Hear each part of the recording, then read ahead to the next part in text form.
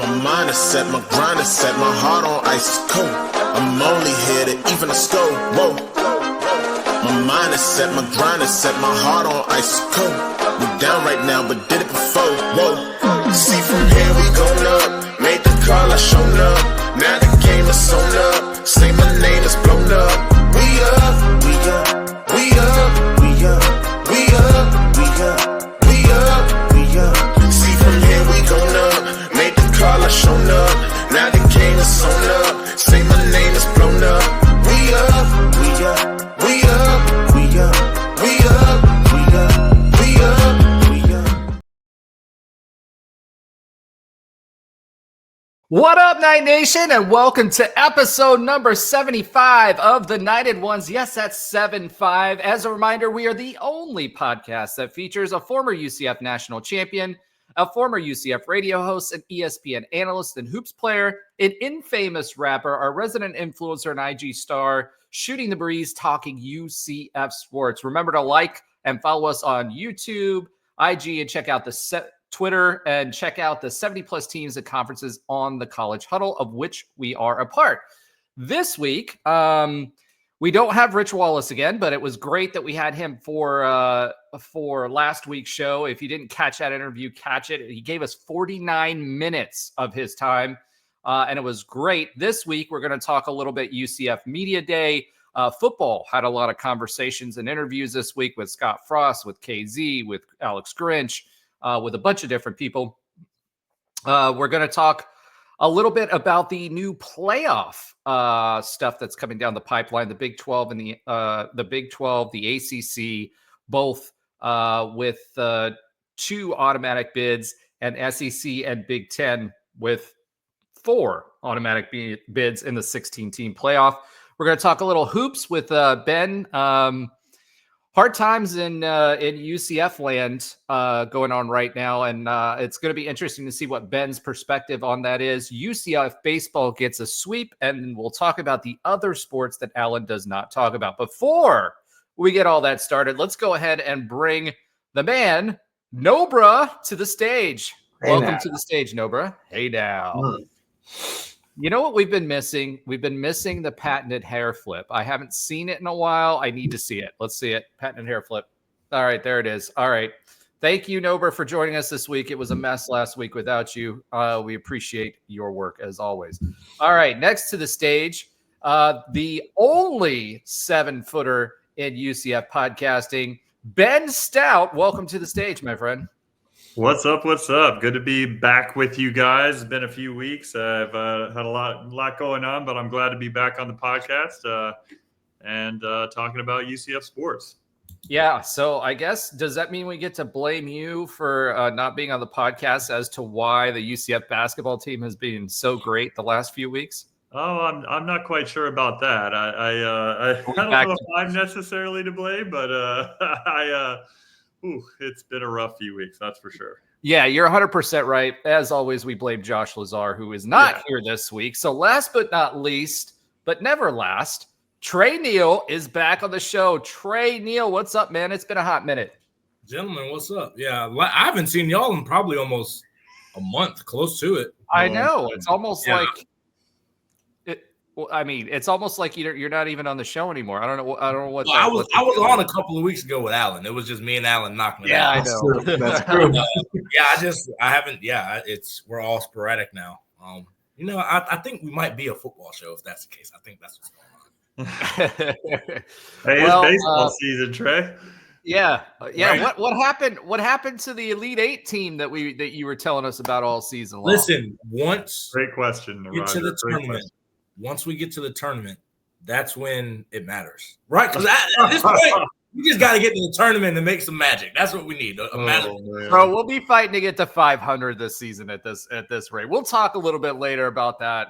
And I'm really interested to see like Ben Stout's take on that. Let's be real. Some seats are warming up, and I don't know. How much of that is on the players? Ben's got his thoughts on that that I'd like him to share. How much of that's on Johnny Dawkins, and where do we go from here as a basketball school, as Trey likes to call it? But first, before we get started there, let's talk a little football. So UCF had its media days, like the first real time that we've seen Scottfrost, other than, his appearance in front of the big donors. First press conference. first press conference for the rest of us. Scott echoed a lot of what he talked about and how difficult it was to put together a staff in that short period of time that he had, because when he came in, he didn't have a staff. He talked a lot about his recruiting and what his goals were with recruiting, which are a little bit different than what Gus's have been. So we'll talk a little bit about that. And then he talked a lot about what it was like to come back and how he really didn't want to leave UCF. And I think, we all heard the story about Mark Daniels in the golf cart with Scottfrost before he left, and he was crying on the golf cart and all that stuff. And we all said, well, you're crying all the way to Nebraska, right? Well, it turns out Scott shared a little bit of that story, and he's really upset with Nebraska and specifically the AD. He took some pot shots at their AD after Bill Moose left. The next AD that came in, I guess they didn't get along so well and wasn't supportive. And he was talking about how Terry Mahajer was very supportive, which is a good thing. But let's talk. Did you guys catch his interview? I caught a little bit of his interview in front of the media as a whole, but I have seen, I saw a little bit with Mark Daniels, but then also on the radio as well. He did about 30 minutes with Mark Daniels and Mike Bianchi on the radio shows, on their radio show, The Bridge. So I listened to that interview as well. And so, yeah, there's a few different nuggets in there that I had heard. I hadn't heard much about the previous AD, except for some of the media when Scottfrost first got hired, talking about how the pressure cooker that was him coming back to Nebraska was just something that I think just kind of made him sick to the stomach at the time, and he never really felt at ease in Nebraska being back there. I mean, it was more of instead of a homecoming for Scottfrost, it almost seemed like it was he regretted it from the moment he got there almost. Certainly tried to make the best of it, but that's what I had heard. Well, I'll tell you this. He comes across, when Scottfrost left here, he was an emotional speaker, but he wasn't that great of a speaker. He came back to UCF this time around, and when you listen to him speak, he seems a lot more eloquent, put together, thought out, talks on brand. Certainly different than Josh Heupel was, going 0-1 or 1-0 every week. But the things that I took out of that was number one, we had talked about early on when Scottfrost was announced, making sure that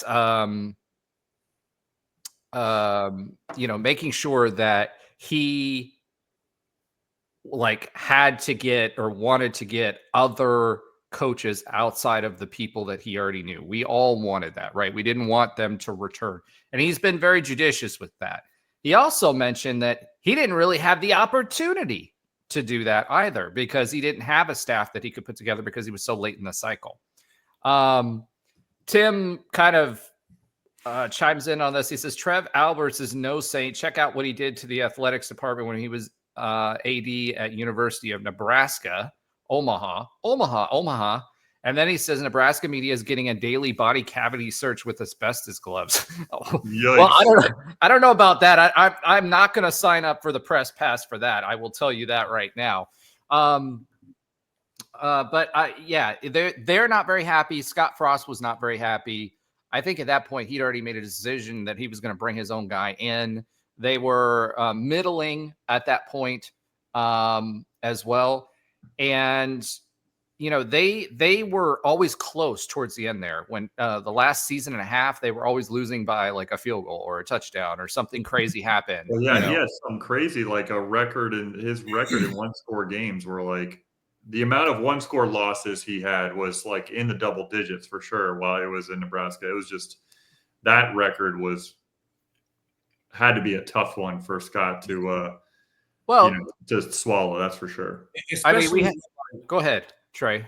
Especially when you come from like the years at UCF where it was like we were amazing in those close games. Yeah, right. Like it, and I always say like it's variance. It's like you're amazing one year and then the next year you're going to be horrible. But it's tough to lose close game. Like sometimes that's worse than losing. Getting blown out.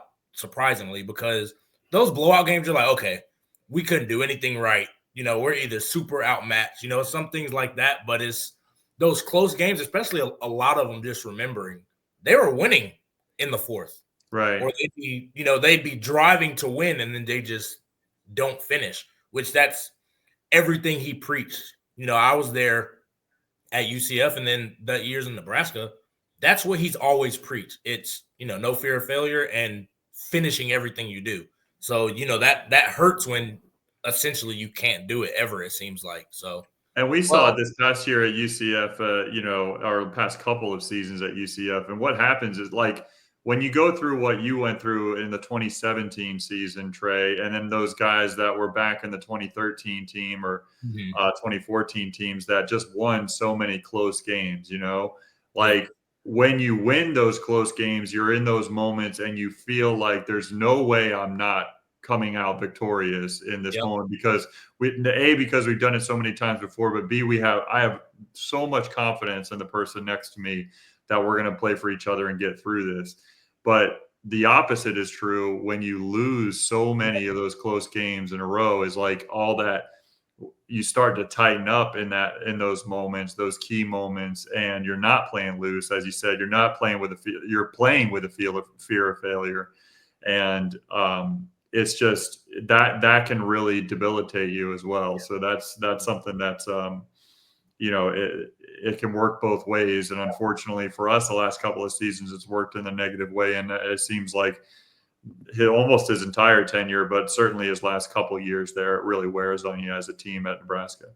Well, that's what I was going to talk about actually is how that compares. We're talking about that for Scottfrost's experience when he left Nebraska, but in a lot of ways it kind of mirrored what we had with Gustavo, right? Yeah, right. Gus lost a lot of games in the fourth quarter. We were leading a lot of games going into the fourth quarter. And at some point, that's just not good enough. Now, one thing that Scottfrost mentioned, we did have a return on the strength and conditioning staff, and this ties into those fourth quarter collapses of someone that, Tre, very well. And I'd love for you to kind of talk about what those workouts looked like because one of the things that Scott mentioned was the players all told him that they were not happy with the strength and conditioning staff. We talked about this last season, that there were rumors going around that, Gus's philosophy and the reason we got Kansas State's strength and conditioning coach under Gustavo, that was very, very good, very well thought of, and certainly someone we were all happy to get. But he would not allow him to push the players. It was Gus's thought process that if guys are only here for a year, right, or they only have the opportunity, or we have to fight for them every year, I'm not going to push them in the weight room. And I think you saw those results in the fourth quarter. What was different now, and Tre, this is where I'd like for you to talk and share with Knight Nation, for those folks that forgot, your strength and conditioning coach is now back at UCF as well, strength and conditioning coach. Tell us about what his workouts look like. How was that different than George O'Leary, which was known for putting on and moving a lot of weight? And how did that help you win? Yeah, I mean, especially in the fourth. Yeah, so Coach Duval's back. He actually brought back pretty much everybody. It's Coach Duval, Coach Strop, who he does a lot of the Coach Duval is more of like the trenches guy, the big boys. And Strop is a lot of the speed work. And then they have Beck, Sean Beckton Jr., who was up there with me at Nebraska. And he's there as well. So pretty much they have the whole band back. I don't know all the nuances with the rest of the guys, but the main guys are back. The thing with Coach Duval is you're going to be in such great shape. I mean, from how you work out, it's fast, it's explosive. But even though how you practice, like our practices would be quick. We would be sometimes an hour 15 to hour 30. Like it's not hard, but we're simulating a game and we're simulating that speed. That's going to be the hardest adjustment for these guys. Because with Coach O'Leary, he was very much like the NFL. Like you're going to get your workouts in. You're not going to be like tired working out, but you're going to get a good pump. Like you're going to get a good workout. You're going to feel good and you're going to push yourself. It was more about building mass, right? Versus like, lean speed, which it takes longer to build like mass, but keep speed. That's just the physics of the body. It's harder to do that at the same time. Coach O'Leary, it's like weightlifting versus like HIIT or when you're HIIT training or CrossFit, right? Or like every minute on the minute kind of train. Yeah, CrossFit, exactly. Like AMRAPs, all that fun stuff. Exactly. But with Coach O'Leary, with Coach Duval, you're trying to combine all of that at once. You want to build mass because we're playing a sport that is physical. You can't be, some guys can get away with it, but most of the time you need to be a filled out player just at every position because you're running into each other as train wrecks. But you don't want to just put on 20 pounds and then half of it be fat, or just half of it be water because over time you're going to lose it. So you want something sustainable. And Coach Duval is trying to maximize that. And it's hard. I mean, I remember going with Coach O'Leary where, again, he prepared plenty of NFL guys with those workouts. I mean, I used to say I could go to the Army right now and I'm ready. Like that's how strong we were. But we didn't have the conditioning to perform at that strength. Like, yeah, we could do it for one quarter, but in the fourth quarter, we had no more energy to do our reps. That's what Coach Duval does the best. It's in the fourth quarter, your maximum output, it might not be 100%, but you're at 95% in the fourth quarter, which that's the difference. I mean, you look at a lot of our losses just over the years, and most of the time we fatigued, and not necessarily like we're slumping, but your technique gets bad. You don't have that same juice when you're running. You don't, guys might get caught on when they break away, or they can't catch somebody when they're chasing them. It's those little things that you notice that Coach Duval wants to fix. It's not necessarily about the first quarter, the second quarter, the third quarter. It's, finishing in the fourth. Because, again, that's why we won a lot of games, because I always said I felt we were always the most conditioned team, under Coach Duval. Now, the things go our way, of course, that's what happens. But that Memphis game, we played, I think, on defense, 130 snaps, 140 snaps on defense. Most of us we're tired, but like every rep, we're still giving 95% of what we got, and I think that was from the first year all the way through the offseason into the second year training, into practice, like those things you have. But that was part of the strategy in Scottfrost's offense, right? Was to run out rep them, right? Because most guys, they're going to run maybe 60 to 80 reps max offensively, right? That's on the higher end. That's on the higher end. Yeah, and we're running 100, 110.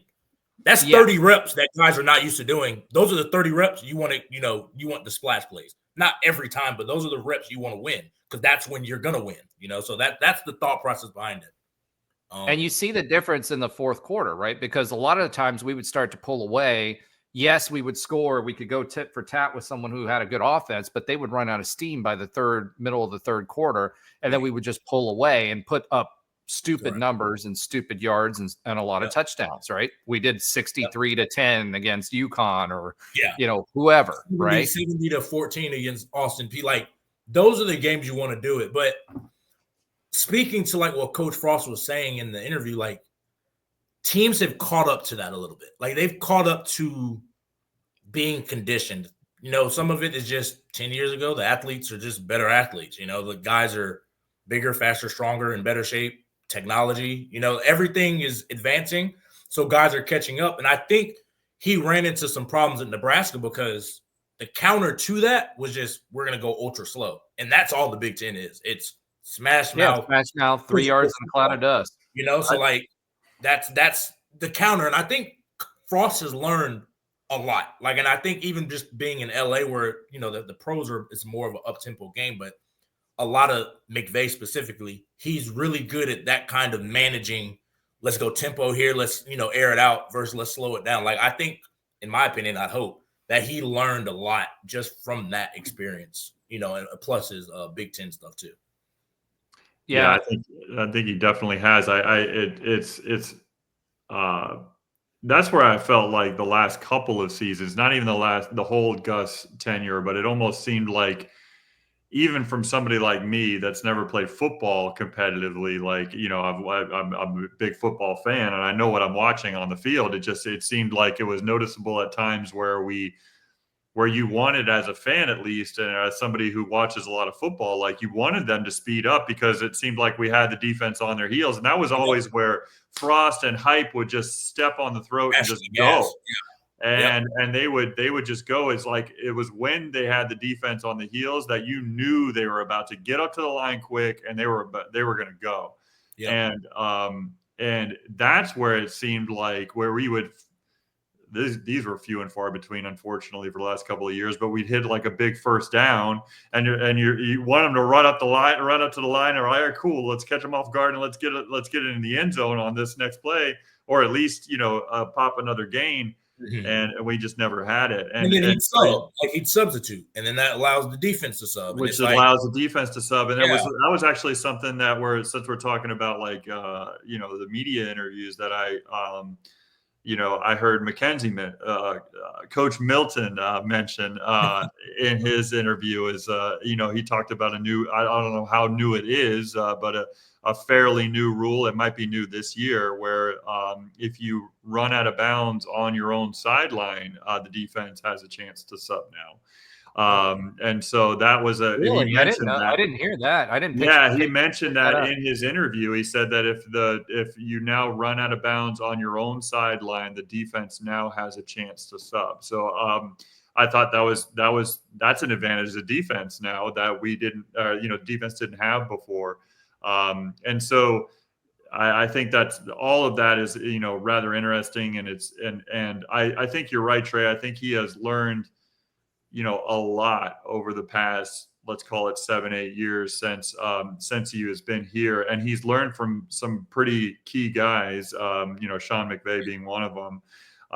But I think he's going to take that into a kind of a hybrid style of what we got used to while we were here, but like take it to the next level, in my opinion, because I think another thing that hurt him at Nebraska is outside of the man, Trey Neal, he wasn't able to gather the type of talent that he could get to fit that style of offense. That's the thing.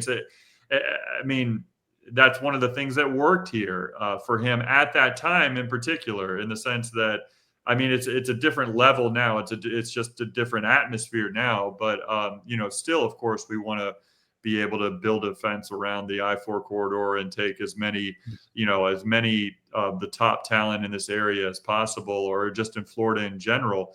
But getting those, even at the time where there was a lot of national hype around Scottfrost, getting that type of talent to make their way all the way to Lincoln, Nebraska, I just don't think it was something that, was really possible for him long term. And so that didn't help him either in the moments of trying to get Nebraska to be molded in his image. So, one of the things that I wanted to ask you, Trey, a big part of the change when it came to the players the first time around with Scottfrost was the nutrition. So Jovan DeWitt, he brought, you guys were joking around on one of the shows, Ben, where you were talking about you guys didn't even have nitros, right? And Trey was like, we were eating nitros all the time, eating pizza. We had I had meal plan freshman year, and I lived in Lake Claire, and the meal plan's on the other end of campus. I never went there. Like, I was eating McDonald's my whole freshman year.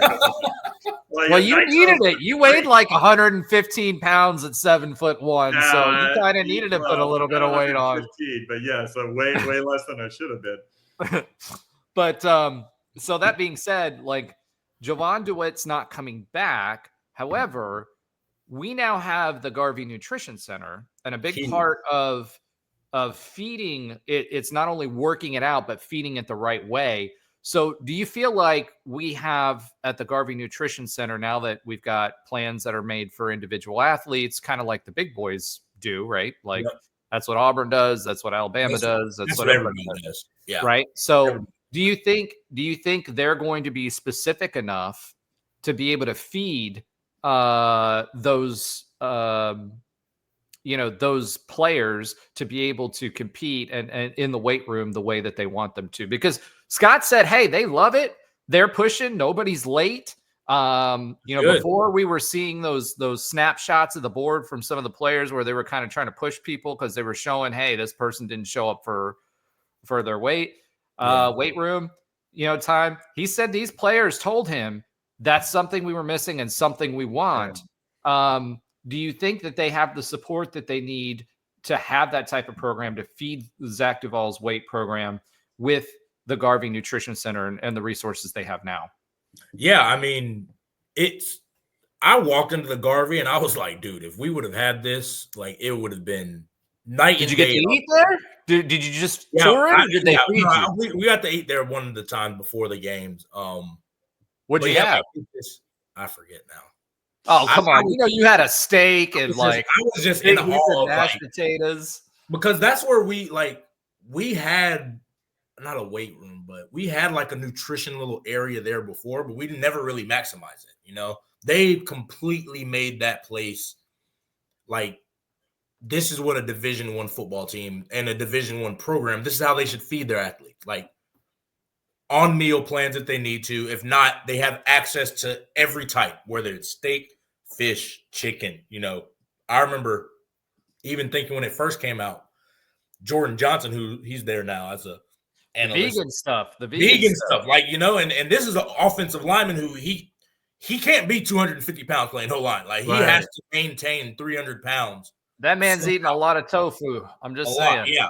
But like, just the flexibility and the versatility is huge, because you can truly gain the weight correctly. That's the hardest part, is you work out the correct way, you lift the right way, you run the right way, and then you go eat McDonald's. Nothing against McDonald's. Everybody likes it. It was awful. That was my life in college. Yeah, but like, dude, how many Big Macs did you eat? You're 7'1". Like, how many 2-for-2s were you buying when you were at McDonald's? It's like that's just what I'm saying. It's like we lived off fast food, man. Like, the differences in 2000, like, difference from now and in the early 2000s is just insane. I mean, I mean, think about it. Like, just to give you an example, like, I don't know what the basketball pregame meal is now, but like, we literally switch between Fazoli's and Boston Market as a team. I'm not lying. Like, as a team. Did you get unlimited breadsticks? Oh yeah, like we were doing it up at Fazoli, but like, literally we would either have Fazoli's or Boston Market. Mm-hmm. And then after the game is Domino's, like, in the locker room. Like, those were we would switch back and forth. One time, Coach decided to take us to Golden Corral before the game, and Roberto Moratini and Josh Bonnet almost took down that entire and myself for that matter took down the entire buffet. And we never did that again. But seriously, that was our pregame meals. And the things that you're talking about now, Trey, like, that these athletes have access to as far as the nutrition goes, is just phenomenal. I mean, one of the, as you mentioned, Roger, the big boys have done this for a while. I mean, Florida, University of Florida, I know just from people who are around that program and around multiple programs in the country, like, they were one of the first ones to really go all in on athlete nutrition. And since, this is speaking to something that was like about 7 or 8 years ago, but now, I mean, now everyone's kind of caught up to that. But regardless of what level UCF is versus the rest of the country, it's still just, it's an unbelievable level of detail and nutrition that these athletes now have access to, which I think is just fantastic. I mean, it's the fuel that you can put in your body. I mean, even back then it was like, you'd concentrate only on the workout, and it was like hardly any talk about nutrition ever. Yeah, exactly. Like the education wasn't even there. For me, like even just to tie in basketball, to me, that's what separated LeBron, in my opinion. Like he was one of the early like athletes who truly invested into Tom Brady. Part. Oh, Brady too. Well, Brady. Yeah, Brady was the nobody first. Wanted to do what he was doing. Like he was eating avocado. No, that man didn't have ice cream for 30 years. Like, yeah, but like sorry, those two guys, like they were like the standard, which is why they played 23 years, and I think LeBron's going on 22, and he might have slowed down a half a step. Like that. It's because of the recovery and then what they put in their body. I mean, the old Kobe Bryant is another one. Like him too. Trey, hold on. Here's the thing about LeBron. He got faster as his hairline receded, and then when he put the plugs back in, that's when he slowed down again. I'm just saying, that's what it is. Yeah, but like it's that old adage where it's you don't want to put 87 gas in a Lamborghini. I've heard that my whole life, but I'm just like, I'm 12, 13, 14. I can burn this off. But like, it's not necessarily that you can't. It's just you're not maximizing what you just did. That's the thing. That's the thing. Exactly. So I think that's where, just even at UCF, Ben, like it would be hard to our way of eating clean when they first got here was like, instead of getting pizza, it was you get a chicken salad. That's clean, but come on, like who wants to eat freaking chicken? It's salad? Not going to feed your muscle building and things. Yeah, and you get tired of it. The great thing about here is again, you have steaks every day. You can get chicken, different ways to cook the chicken. You can get stir fry, like clean stir. Like it's so many more variables and so much more options. You're not going to get tired of it, and I think that's the difference, even just from what I was doing. Because again, we had two options. It was pizza, burgers, which Coach Duval never let us eat that. Not even the skinny guys could eat that, It was, chicken salad, and then you double up on chicken. Maybe you get some rice. If you're skinny, you get more rice. If you were trying to cut, no low carbs. So I think that's the biggest thing. Like I said a couple of weeks ago when I was on with Alan, Coach Duval is the guy they spend the most time with, You don't spend as much time with, your coaches. You do, but they're recruiting. They're out recruiting, coaches conventions, whatever they're doing, all that. Now is when you spend all the time with Coach Duval. In the summer, you spend all the time with Coach Duval. In the fall, yeah, you spend time with coaches. But during the week, it's a lot of time with Coach Duval in recovery. Like he is involved in everything. He's involved in how practices run. He's involved in obviously the weight training. He's involved in your recovery after practice. He's involved in your recovery in the training room. It's everywhere. And I think that's why, it's good to hear that those guys are buying in and not being late, because that's the first step. I know we give Gus a lot of flack about play calling. I know I do for sure. But ultimately, the guys have to go out there and make the plays. He's not going to call the perfect play every play. Coach Frost didn't call the perfect play every play. We made a lot of him, we made Coach Frost right a lot of time, because we wanted to go make plays. And ultimately, that's what's going to have to happen. The guys on the field are going to have to make plays. It's going to be we're going to talk about a little bit of basketball. The era of college sports has changed because of NIL. The coaches almost pay for play. Sorry, I don't call it NIL anymore. I call it pay for play. Pay for play. Okay. The coaches almost has to be able to navigate. Not the CFP, it's the PFP. He almost has to navigate, like, if guys aren't performing, how do you go about that? You can't nowadays. You can't just even bench a guy. Like, it's hard. It took us 5 weeks before we benched KJ because. Well, you've got contractual stuff in there. Look at what happened with the FSU's quarterback that came from Oregon State. That was the same thing. They had to play him because of the contract. Yeah. And it's so much harder to navigate that. Like, ultimately, yes, it's up to the guys to play, but like, we were inspired because of our coach when we played. the way he entrusted in us that he had faith for us to make the play. Like, even if you guys mess up, who cares? It's one play. Like, go out and make another play.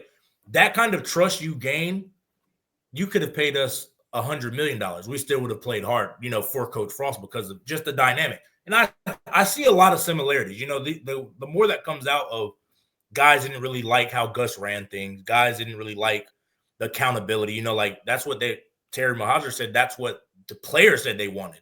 That's kind of like the players that stayed from the Gustavo era. That was a big thing in Scottfrost's interview. And I think this really dovetails nicely in what he talked about with regard to recruiting and regard to culture, right? So one of the things that Scott talked a lot about was this recruiting cycle, right?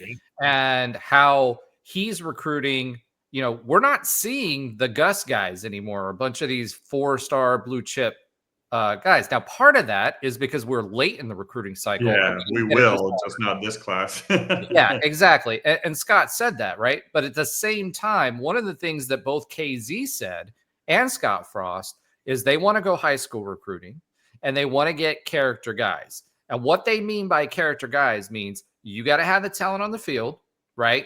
Yeah. But I'm going to ask a bunch of questions, right, to make sure that you fit the mold of what I want. Because Scott said when he came into this thing, he didn't even know how much this had all changed. But when he left versus what the environment is now, and he said he spent 2 weeks from 2 straight weeks from when he got up until falling asleep at 1 or 2 o'clock in the morning. And Ashley, his wife, is still back home in Arizona because they're waiting for the kids to finish school before she moves out. So he's able to do this literally just on the recruiting. But the interesting thing to me is we kept hearing about this stuff. The players that stayed all wanted more accountability. They wanted more. They wanted to win. Yeah. And so you had some guys that left. Flash left. You heard some other guys that had left, right?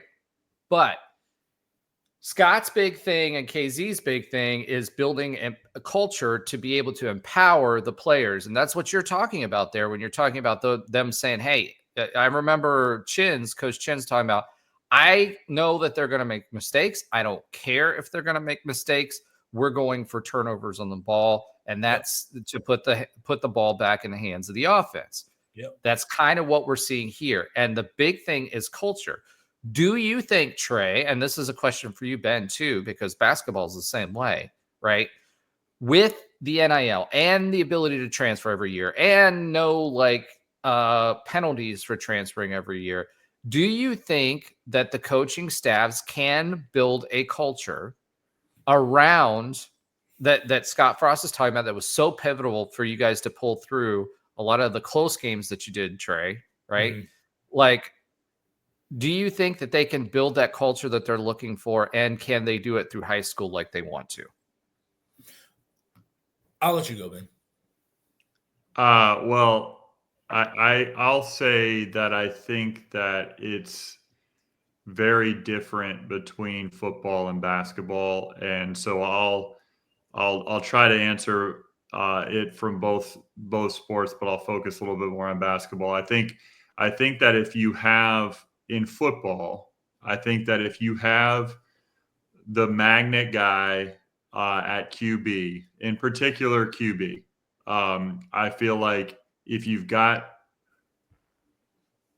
at that position covered and you've got a guy that from a player's perspective will other recruits around the country will want to play with, I think that you can kind of have some continuity, and then on top of that, you can kind of build upon that.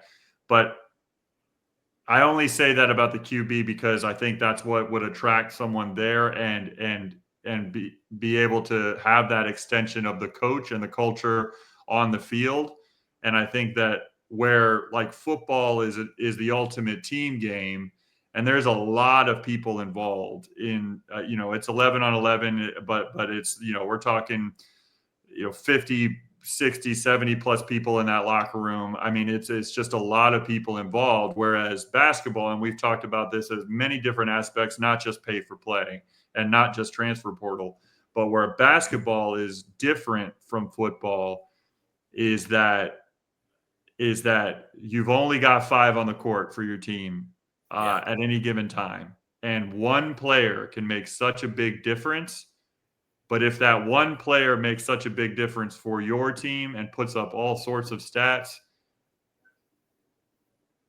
there's even if you're a blue blood, there's a chance that player is going to parlay that into going somewhere else for more money because there's no reason why wouldn't you, right? Yeah. I think it's harder. I think it's harder to establish continuity of culture in basketball, because you constantly don't have players. Like, we talk a lot about the transfer portal in football because there's so many people in it, and you switch out a lot of players on your roster, and there's just a lot of players on your roster when it comes to football. But in basketball, we've even seen this since before the transfer portal was like a big deal, since there was still a penalty to transfer, where you'd have guys like Horn that used to play for Tulsa that went to 5 different schools and then came back to Tulsa for his 6th year. I mean, like, you have so much mobility in basketball that, like, I think it's very difficult on coaches to establish and build a culture because you don't know what type of player you're going to get from year to year. And because you have so much roster turnover, it's hard to establish an identity as a team. Like, our identity at UCF under Dawkins for since he's been here, because it's Dawkins' philosophy, has been a defensive team. This year, we completely overhaul our roster, and everybody looks at the talent that we have on our team. We're like, wow, this is amazing. And we're scoring. We got a bunch of scorers for the first time ever. Like, we got a bunch of guys that can just put the ball in the hole. Well, and at the end of the day, we've, as I've shared a few weeks ago, last time I was on, we never gave up 90 points in regulation. We've done it like 6 times this year. And so it's just a totally different team than we're used to. And when that happens, when you have that complete switch where you get a bunch of offensively talented players that don't buy into the culture of defense, it doesn't work. It doesn't work long term. So and some of that's on Dawkins, but he can't go on the court and make them pick up a ball screen the way that he's taught them every single day in practice. He can't make them back off and then step up into the right position for help defense. Like, he can't make them do it.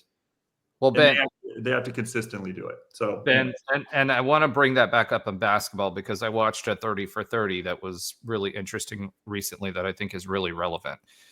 But from a football, that wasn't really a great answer to your question, Roger. but like from a it's difficult. It's more difficult in basketball. Because I do think, like, football is similar, but it's doable because of it's doable because it's Trey. 3 to 4. You have to play 3 to 4 years in football. Lee Hunter got paid $1.87 million transfer within the Big 12. The Texas Tech spent $10 million separately. They were going to spend 5. They went out and spent $10 million on 7 players, right? So the question is if you've got that kind of money floating around, you can't the key pieces that to build around. How do you build a culture? How do you build your leadership team? How do you how do you do that? Because, like, let's take quarterback, for example, right? So you mentioned early in that answer, Ben, and this is kind of what I was trying to circle back to. Hey, you've got a quarterback, and yes, that's the most important player on the football field, if not all of sports. Right. Yes. Right. Yes. So sport. So you go all in because you're trying to build around somebody, right? Because players want to go where they can win and go, well, with special talent or whatever. So let's say UCF decides, all right, we're going to spend $2 million on a quarterback. Number one, you don't know if he's going to work out, right? That's been hit or miss. Number two, you spend $2 million. You've got a $12 million NIL budget for everybody, all sports, right? How are you going to be able to attract or spend enough money to attract those other guys to build around those set pieces like Lee Hunter, like Mackenzie Milton, if he was here, like any of these other people? Now, Mackenzie Milton was undersized, right? So he wouldn't have been able to command what some of these other guys did at the time until he started playing 2017, right? After 2017, if he was placed in NIL today, you better believe he's going to be getting the offers that Dylan Gabriel did, right? 1,000%. So the question there is it that much different than basketball? Because I made this comment to you in basketball from a cultural perspective. The basketball culture started degrading when Coach Calipari had his one and dones at Kentucky and kept rotating those guys out. It's no different, and then sending them to the NBA, right? The only advantage he had was what Nick Saban had at Alabama, which was, I'm going to send you to the high draft rounds. Yeah. You're not just going to go pro. If you stick around long enough, you do that. And then UCF was a benefit of some of these guys that didn't want to wait because they were constantly bringing in 5-star blue chips, right? Yep. So how do you now build? The only way that I can see it in building through high school is not to get those blue chip guys. And it's a balance, and kind of go the Kansas State way and get those 3-star guys that you've done a lot of research that can't command those type of dollars, and you just take more time and then just try to rotate those guys. Right. Yeah, I mean, it's hard. Like, I'm not gonna say it's easy. I think we're at a point in time where you have to start roster, which now they hire guys who are roster like GMs now for college, because you have to evaluate. We have one. Florida just did it. Yeah, I mean, you have to be able to evaluate what position are you willing to break the bank on. How do you want to construct your roster? Because you're going to have holes in the sense that, okay, say we're going to pay $2 million quarterback, spread out $2 million receivers, and the rest of it we're going to fill in. By the way, Gus last year basically paid for our put in our roster. He put $1 million or $2 million in there, and he paid for our quarterback last year. Yeah, I mean, so the guy who went to Waffle House. I mean, if anybody should be portrayed, it should be Gus Malzahn, because Gustavo paid a lot of money to get KJ Jefferson here out of his own pocket, and you saw how KJ treated that. Yeah, and I'm gonna be honest. I think Mahomes is funding everything going on with. Texas Tech has a lot of money, but I know he has his hand in some of it, as he should, obviously. But because I know he paid for. I mean, there's a picture that came from Stanford who won Player of the Year. There's no reasonable reason she should have went to Texas Tech when she could have went to Oklahoma and been another line of the studs they always churn out. But she went to Texas Tech.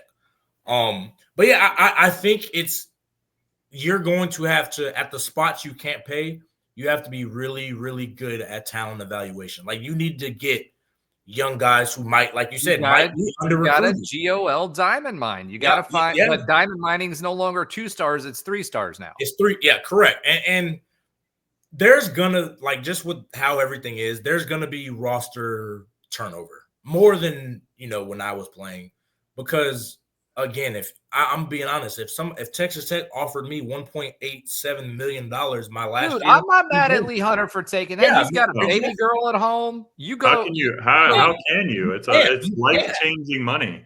Correct. That's exactly. way more than he would have gotten in the draft, because he was going to go to the draft. Yeah, and that's not guaranteed. Like, that's not guaranteed. He was healthy at the time. Like, you go to Texas Tech, you're getting a $1.8 million in your bank account. Everybody's doing that.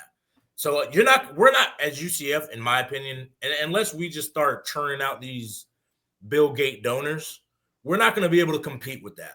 Well, we've got some. We've got some. We're going to have to be we're going to have to be two billionaires in our midst right now. Two. Yeah. But we're going to have to pick and choose how we allocate, which, again, like you said with Coach O'Leary and even Coach Frost, like Adrian Killens is a 2-star. Mackenzie Milton was 2-star. Richie Grant, Tristan Hill. Is it going to be harder to keep those talents once they explode? 1,000%. Yeah, But that's the thing. It's going to be more expensive. It'll be more expensive, but to me, if you build the culture organically, it's going to be hard to leave for just anything. 1.8 million. Yeah, I'll leave the culture. I don't care if that. Is that through transfers or is that through high school? To me, it's through both. I think you're going to lean 75, 80% high school because they don't know any better. High school kids are going to come in, do as they're told, work hard, and kind of fall in line. So whatever the culture is that's in place, that's what they're going to follow. So if it's a good culture, great. If it's a bad culture, it's not great, And I think if you can build it, and I think they have the right ingredients now. I mean, just like I said, the first step, guys want accountability. That's hard for, just overall team and showing up on time all the time. I can tell you, our first year with Coach Strop and them, we didn't all show up on time all the time through, mid-February. We had guys that were late because we had developed bad habits. These guys want to be great, and that's the first step. This is where I was going to draw a parallel between your experience and what these guys are going through right now, right? It was actually encouraging. And here's the parallel, and you tell me if I'm right or wrong. You guys had a lot of talent on your team. You guys lost every single game, and you talked about how empty the stadium was besides me and the dancing girl with the bag on her head. Yeah.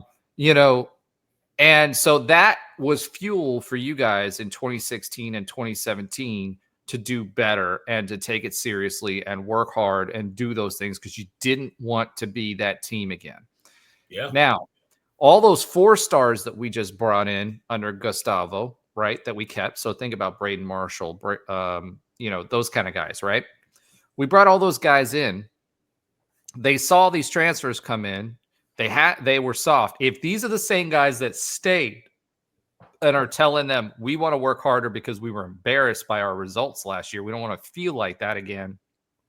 I think if anything, if they're asking that, I think A, that'll make them stick around longer, and B, it might create the core of leadership that you need to be able to create the culture that you guys had, because you guys had the leadership council, you had all those guys that you were bringing to the table, and you guys, those guys came together and they bring things to the team on their own, and there are it's important to have that core group that's leading the guys on the field and makes them feel like they're part of something, like they have a say, and that the coaching staff is listening and they're able to be empowered, right? I think if Scottfrost can tap into these guys that are doing this because they're showing right now they want to be here, I think he can create the core leadership if he wins. And it won't be this year, but the next year, if he wins, I think that you can create the foundation for the culture that you're looking for in the future and still get those 4-star guys. And I'm interested to hear what you think about that parallel. I 100% agree with you, because the reason you want to be great has to spawn from something. It can't just be, I feel like I want to be great today. Like, there has to be a reason why you want to be great. Whether it's for, whatever reason, whether you want to go play on Sundays, whether you are embarrassed, that was a lot of us. We were just embarrassed that, again, we have a 60,000 seated stadium that probably had 1,000 people, 2,000 people in it. It's embarrassing. It was 45, 46. Yeah, okay, around there. Yeah, but like that was embarrassing. And then you get a taste of it, when Coach Frost comes and it's like first Frost. Everybody's back excited how it was, the spring game. Yeah, I mean, even remember that first spring game? Yeah, it was crazy. That was the most we'd ever had. Yeah, and that's they're gonna get that feeling, which we won't have one this year. Yeah, womp womp. But like those were the things for us that we were motivated by. To me, I see that in them, if that's what they're saying. The one thing I have reserved for it is what are they going to do? Because Coach Frost can lead the horse to water. He can lead these guys the right way. He has the formula. Where we took our next step, it wasn't on the football field. It wasn't in practice watching film. We hung out with each other. Yep. I can't tell you how many events, how many things. We had cookouts. We threw parties. We threw a back-to-school party. We threw Hold on. Party. Were you the organizer behind the QB barbecue that we heard about from KC? No, I don't know about that one. All I know is I remember they threw a huge barbecue in front of Towers before the season started. And, I mean, everybody was there. And, it was for everybody, too. It wasn't just for athletes, but we were kind of the ones organizing. We were the ones that were entertaining. We were, that was one thing. Then every Thursday, a lot of us would go bowling on Thursday. At Thursday night, it was like $2 to get in. You can bowl as long as you want. We do that. Those little things, in my opinion, that's what got us the culture. Because we're like, the same guys I'm going to war with on Saturday, I hang out with them all week. I know right now, I was talking to Causey, and he was telling me he went up there and saw, he's like, all those guys, they all have cars, great. But after practice he was there the weekend, nobody's coming in on the weekend. We would come just to hang out with each other. Even if we lived off campus, whatever, we would come, hey, we're at the bench. You guys want to watch film? And the thing is, watching film for 30 minutes to an hour parlays into, well, where are you going to go eat? Well, what are you doing tonight? Just those small conversations build team chemistry. But how do you know that when you're on your phone and you're over in Lake Mary and I'm over in Oviedo and I'm down? You can't do that. So. Well, Mackenzie Milton, that talks about off campus too. A lot of guys living off campus, right? Because now they've got checks coming in. Yeah, but I don't blame them. Well, and let's talk about this too, though, because Mackenzie Milton in his interview, one of the things he talked about, and was actually kind of candid. He said how they've been focusing on recruiting, right? And they made a few nods to what they've done in Hawaii. We kind of talked about that last week, right? He got that little grin about talked about the Polynesian culture and all that stuff, right? But one of the things that he talked about specifically with his quarterback room, right, was he said that when he was at UCF, he learned from the mistakes that he made as a leader, right? Mm-hmm. And so, and we all know what that was, right? He took off to Hawaii. Nobody heard from him. He was going to quit the team. All that stuff happened. KZ credits Scottfrost in his conversation for coming back. And he didn't have an easy time of it to win back the team when he came back. Yeah. People, he was persona non grata, right? So you can talk about some of that stuff because it was stuff in the locker room and everything else. But he said part of what worked for them and building that culture was the extra workouts when they're not with them, when learning the playbook to that level. We had, one of the problems we had with a couple of our players, we talked about it during the season, the last couple of seasons, they didn't know our playbook. Yep. You could be as athletic as you wanted, but if you can't do that, then you're not going to be as effective. And Mackenzie said, as a quarterback, you've got to know the playbook. You have to know it back and forth. And Mackenzie, when he was on the field, he would do the checks. He got to the point where he was doing the checks. If you watched him, he was orchestrating the offense. He would pull us out of certain offenses when he saw a certain defense and moved us to a different play, etc. He was the point guard. He's the old school Chris Paul, John. Well, literally, I mean, this man was throwing across his shoulder, across the field, all the things you're not supposed to be doing. He was the orchestrator of all of it. Coach Frost entrusted in him and all of his quarterbacks, to be honest. I'm relying on you to make the checks. We're going to grow and develop you into that, but that's going to be your job. So go ahead. Well, and that's what Mackenzie was saying, right? Is that's what he's trying to foster with the team, right? Mm-hmm. And so if the quarterbacks are doing that, then that means the rest of the team should follow suit. And you've got guys, oh my gosh, why did I just forget his name? Offensive lineman, vegan, Jordan Johnson. Yep. Jordan Johnson. He was one of those leadership guys, right? Mm-hmm. And he's the type of guy you want facilitating that amongst your line, because the line is extremely important. Yeah. So you've got Mackenzie Milton there. You've got Jordan Johnson there. You've got a bunch of guys that are doing that. That's what Mackenzie was talking about. He made mistakes. He understands the mistakes he made, so he's trying to instill the right way of doing things with this team so that they can lead him. Because he made mention of this. Every single player that we have right now on the roster that's quarterback has had starting snaps in Division I football. That's huge. I mean, that's crazy. Yeah. It's huge. And I think, it's great for Mackenzie to even say that, because again, like you said, that there was, when he came back, it was a divided locker room. Some people were like, the man's missed most of the summer.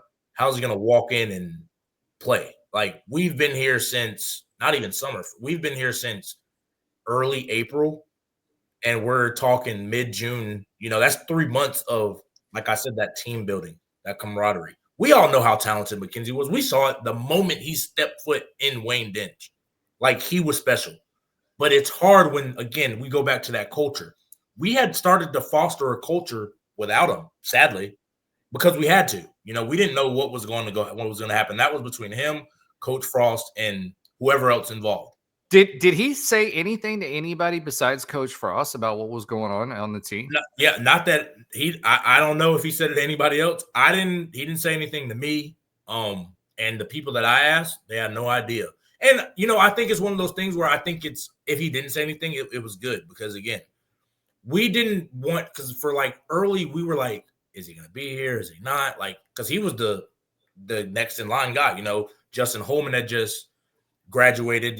Nick Patty just graduated. Mackenzie had finished out pretty much the year.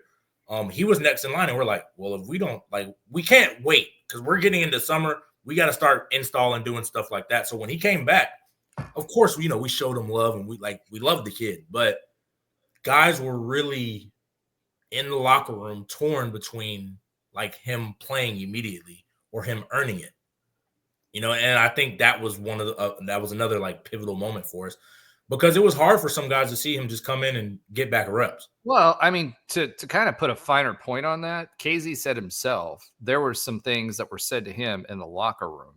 Oh yeah. I mean, I'm not going to get all into that, but he said it himself. He said there were some curse words thrown at him. Big boy conversations. And I mean, that was where we had all of our heart to hearts, from O'Leary to Frost to even Heupel. Like, the locker room is supposed to be like, when they say it's a sacred spot, it's the reason it's sacred is because that's where we really let everything out. I mean, like you said, there's guys cursing. It's true emotion. It's guys crying that they're pissed, they're upset, fighting. Like, that's just the reality of it. Like, we used to have boxing gloves. Another one. We'd have boxing gloves that we kept. And if anybody had any issues at practice, we never really wanted to fight at practice, because, again, there's so many people out there watching XYZ. Professionalism. We'd come in, we'd make like a huge ring and be like, look, you guys got boxing gloves, put your mouthpieces in, hash it out. And if we ever saw it get leaning one way, we'd pull them away. And, that's how you dealt with it. So that's where we say the locker room's sacred. We didn't let coaches in there. Right. And who was it? Who was it on the team that you did not want to get the boxing gloves on with? Nobody did not one person wanted to fight Jemias Pittman. Period. I mean, you know that. That. Like, nobody. Jemias had that dog in him. Pitt was like, let me get this glove out. Pitt, listen, we're not letting you do that, because he was relentless, But yeah, I mean, it was just. What about Tristan? Tristan won a few of them. I remember one vividly against him and I forgot the kid's name. He transferred from Oregon.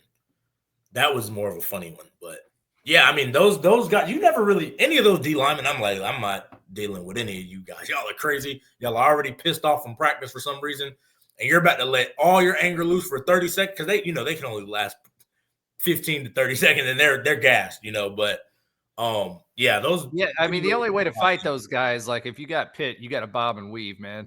Yeah, but the thing is, in the center of the locker room, the whole team would make a ring. So like, you can't just run away. Like you're gonna get cornered at once, so you better be able to take a lick, But yeah, I think Mackenzie hit it on the head. The culture has to be within. ultimately. The Coach Frost can't foster the culture. And I always said, Coach Frost created the runway for us to take off, but we were the ones that had to take off. We were the ones that had to develop it and build it. And, I know it's harder now because, again, these guys have money. What we related to as college athletes, Mackenzie Milton was the superstar of our team. Mackenzie Milton ate nitros with us. Right. Mackenzie Milton, Shaquem Griffin was, 200, 300, 400,000 followers on Instagram. The ESPN greatest story ever. Shaquem Griffin would sleep at the bench and watch. Yeah. Those are the things that no matter how great in publicity they were, and we understood the hierarchy. Like, nobody hit Mackenzie, don't do any of that, crazy stuff. But they were just like us. It's hard to do that now. And I think even, with a guy like Tom Brady, they said Tom Brady, even with, how clean he ate, he'd go have beers with his old linemen if they asked him to, Now, they wouldn't ask him to do it every day, but, he'd go do that. And I think you have to build that within the team. And that Coach Frost can't do that. So I'll give you a good example of just from my own experience, because I think I totally agree with you. And I haven't been on the show since we had our 20-year celebration of the 04-05 back-to-back conference championship teams. And it was just a clap. That's a real clap. I just didn't want to interrupt you. No, I got you. I appreciate that. And honestly, it was, some guys like Gary Johnson, like Roberto Morantine, Gary lives in Germany.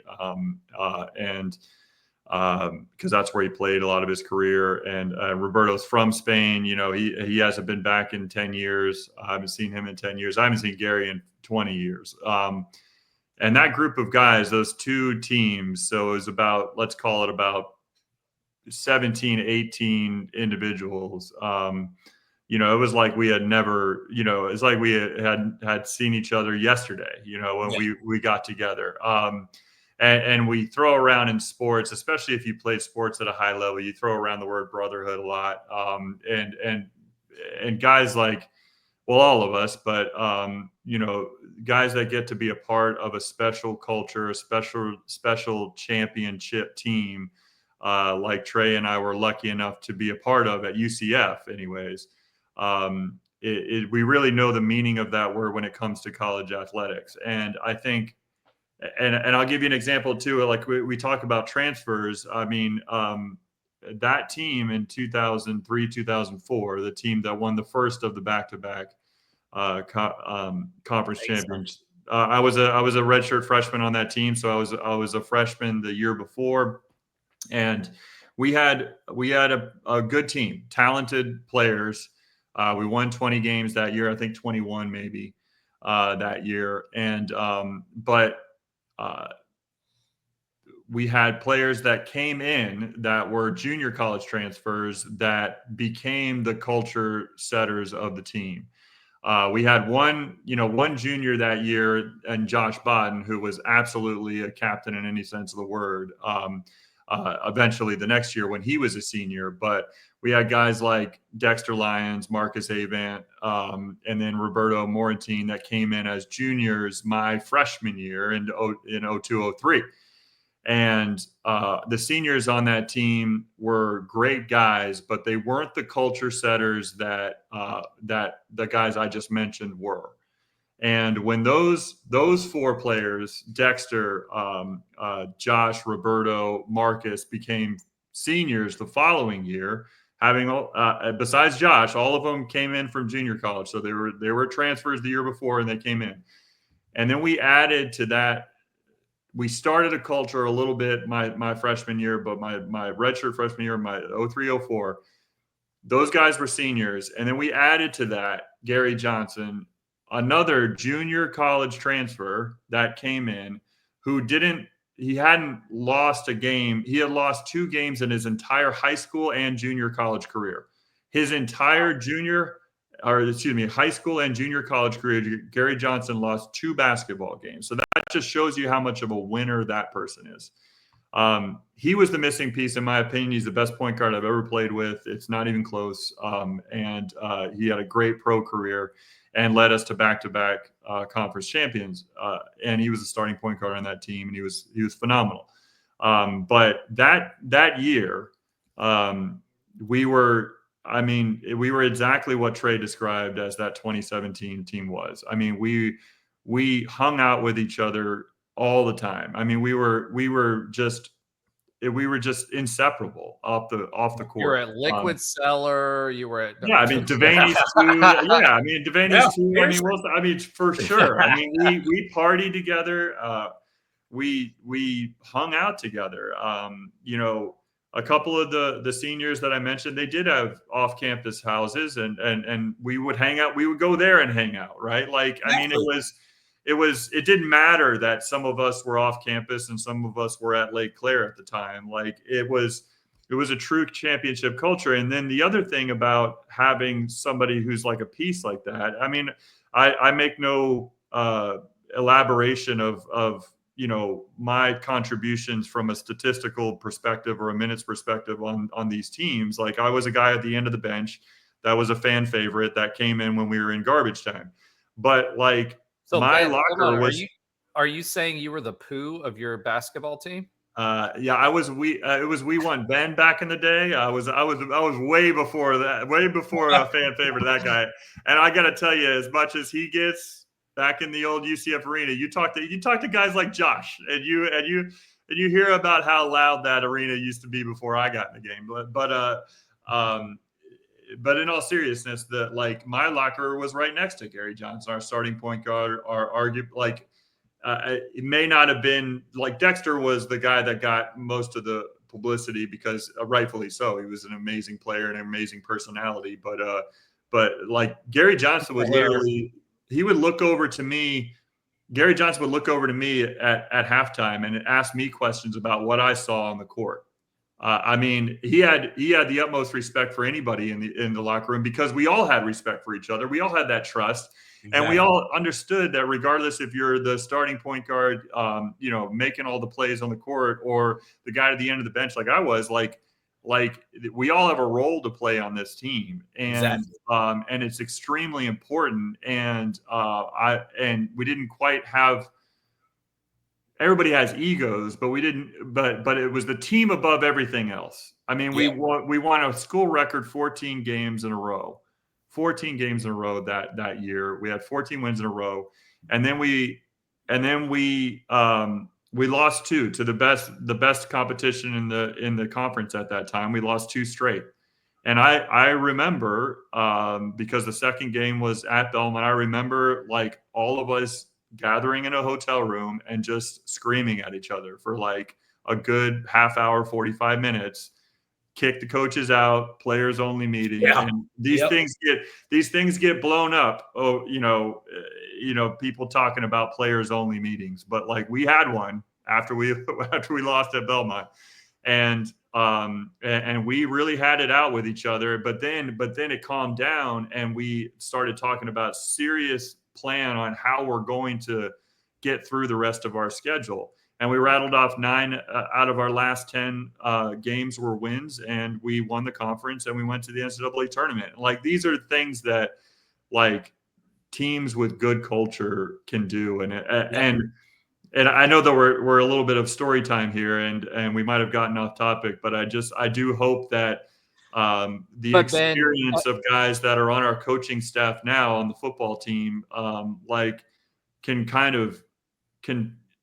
kind of from that experience of the 2017, 2018 teams and even the 2016 team, but in particular the 2017 team for KZ, like hopefully can bring that experience of being one of the leaders on that team, but understanding why he was put in that position that he was and why he was able to succeed in the way that he was. And that team was able to succeed the way he was. I hope that will be such a huge continuation of Scottfrost and being able to build that culture from those 2 guys in particular, that I hope that will kind of propel UCF to what it was. But let's be real about that too. I mean, you said it's story time, but like that's part of the great thing about having the two of you on this podcast is that, I know a lot, but I didn't live it with you guys, and you guys are both successful in your own right on successful teams. And that's what we need to emulate. So having the ability to speak to that and what made those teams successful is exactly the point of what we're talking about, whether we're talking about basketball, whether we're talking about football. Sure. It's culture, it's people, it's ownership. Ownership of the results. We didn't see that in the past few years. We didn't have a coach who promoted that. But there's a right way and a wrong way to build teams, even in business. Yeah. Right. And empowering trust, people. Can't be accountability. You can't have accountability without trust. And but you can't have empowerment without accountability. Yes, and that's the piece of it that's important, whether it comes from your team, which is what you're striving towards, right? Or the leadership plus the team, right? And I think that's the key, because everybody pulls their weight. Everybody has something to contribute, and everybody, even if you've got in business, if you've got people that are doing their 9 to 5 and they're just doing whatever, they're keeping your standards going, whatever those standards are, right? And you keep trying to push those standards up and move those people along. But you got that other 20% that's above and that's taking the lead, and the culture keepers and all those things that we talked about. That's so important in business and in sports teams and success. And I had my own success. I was part of a European championship team.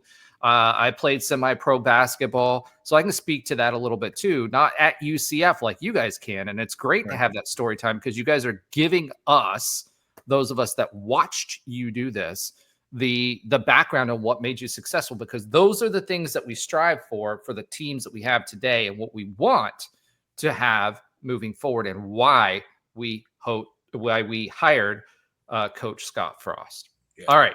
And last thing I wanted to say, like, Ben pretty much hit it on the head. Like, when you talk about culture, and you said you like the reunion, it was 20 years. Right. When we have we haven't seen it. It's been 20 ways a lot sooner than that. But like, when we see the guys that I played with almost 10 years ago, we rarely talk about the games.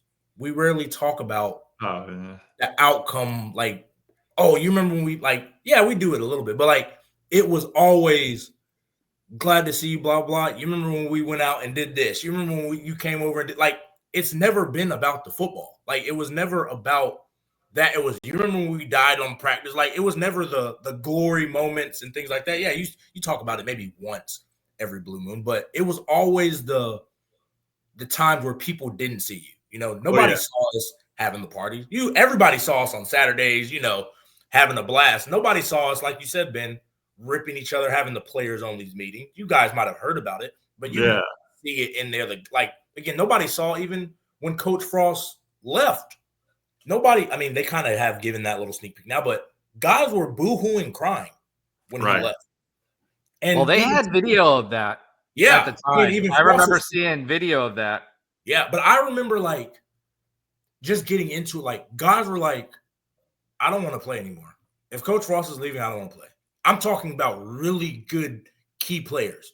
They're like, I don't want to play anymore. I'd rather not play football than just watch him leave us like this. And that, like, those are the real moments. And I always say, like, 2017 and 2018 epitomized the culture, because when Coach Frost left, they still rattled off 12 wins because the guys were the culture. It wasn't, it wasn't Coach Frost's culture. Yeah, he fostered it and he helped develop it. Coach Hype, what he did that was smart in 2018 is he allowed the guys to continue that. And I give him so much credit.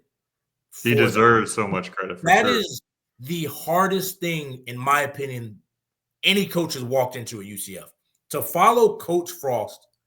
We talked about it at the time. Andrew, Ben, myself. To follow him and not impede on the culture, just let the guys do it. I fill in where I need. To me, that's the hardest job, period. Following something, Coach Frost is like the modern day GOAT coach to a lot of fans. He made it exciting. We won a lot, and it was exciting to watch. For Heupel to follow up with that next year, and let the guys do it. Hype's greatest moment was going bone. I agree. I mean, yeah. But like he said, let's go bone. I mean, yeah, like that's the culture part to it. Yeah, and KZ even mentioned it in his interview, right? He said, loved Coach Frost, and then he said something about like going to FSU for a minute. He wouldn't even say the name. And he talked about Coach Frost quite a bit, right? And then Coach Hype quite a bit, and how much he learned and whatever. And he just was like, yeah, right. Those other guys up there that were blah blah blah. The other thing about the Let's Go Bone definitely is probably the one he's noticed. Guys will not remember the games, but the times a guy farted in class or a film study session. 1,000%. Oh my gosh, that's funny. That was perfect, Tim. Oh, sorry, Ben. I'm sorry. The one I'll remember from Coach Hype is the get hyping the crowd up and in the conference championship game. I'll never forget that moment from Josh Heupel is the hyping the crowd up at we're trying to will us to win. I mean, Frost used to try to fight referees on the sidelines. He had a get back coach that held him during, and that was mostly Chins that would like grab him and hold him back because he was so mad. He was throwing his clipboard and his headset. He turned red and he was yelling at people and punching the air. I have always said, like, Coach Hype isn't appreciated. Now, I didn't necessarily like, just how everything trended after that, but like he does not get nearly enough credit for how he managed that. Every single player that played for him loved him. Every single loves him. UCF player. Like, and you saw what he did at Otis's funeral. I hate to bring that up, you know what I mean? But like when he was at Otis's funeral, who gave the eulogy? It was Josh Heupel. And the eulogy he gave was moving. And when you hear KZ talk about him, like he moved on and he was at Tennessee for 2 years. When you hear him talk about him, Josh Heupel is genuinely a good dude who cares about his players. 100. And at the time that we had him, we were all like, "Oh, we need to get rid of Josh," and he suffered a lot from Frostism, right? Going undefeated to coming in behind him, right? And we were trending down in certain ways, but he still he had this hybrid tweaked offense. He wasn't even in control of his defense, right? Literally.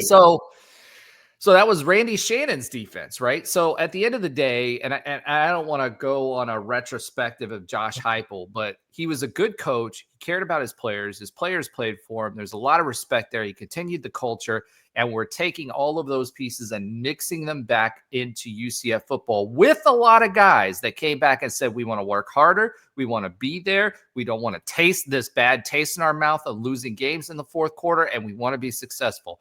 And if Coach Frost is half of the coach that we've been talking about for the last 45 minutes, right? And who KZ believes in, right? And all these players that came back to coach with him believe in, then he will have success with this team and those players, not this upcoming year, but the following. And that's my hot take. Those guys that came back, I mean, they could be the starters. They could be the culture starters that we're talking about here. They could be the ones that really bring this to a jumping point. Yep. I said that 2 weeks ago with Alan. I was like, we forget about that 2016 senior group because they were the ones that they set the tone, but they didn't reap the benefits of winning a lot of games. And I told Alan, I'm like, well, it was that you said it. I don't know how many times. It's that GOL culture, hard-nosed football mixed in with a guy who came in at the right time, who loosened up the straps and encouraged and empowered you guys to be who you were going to be.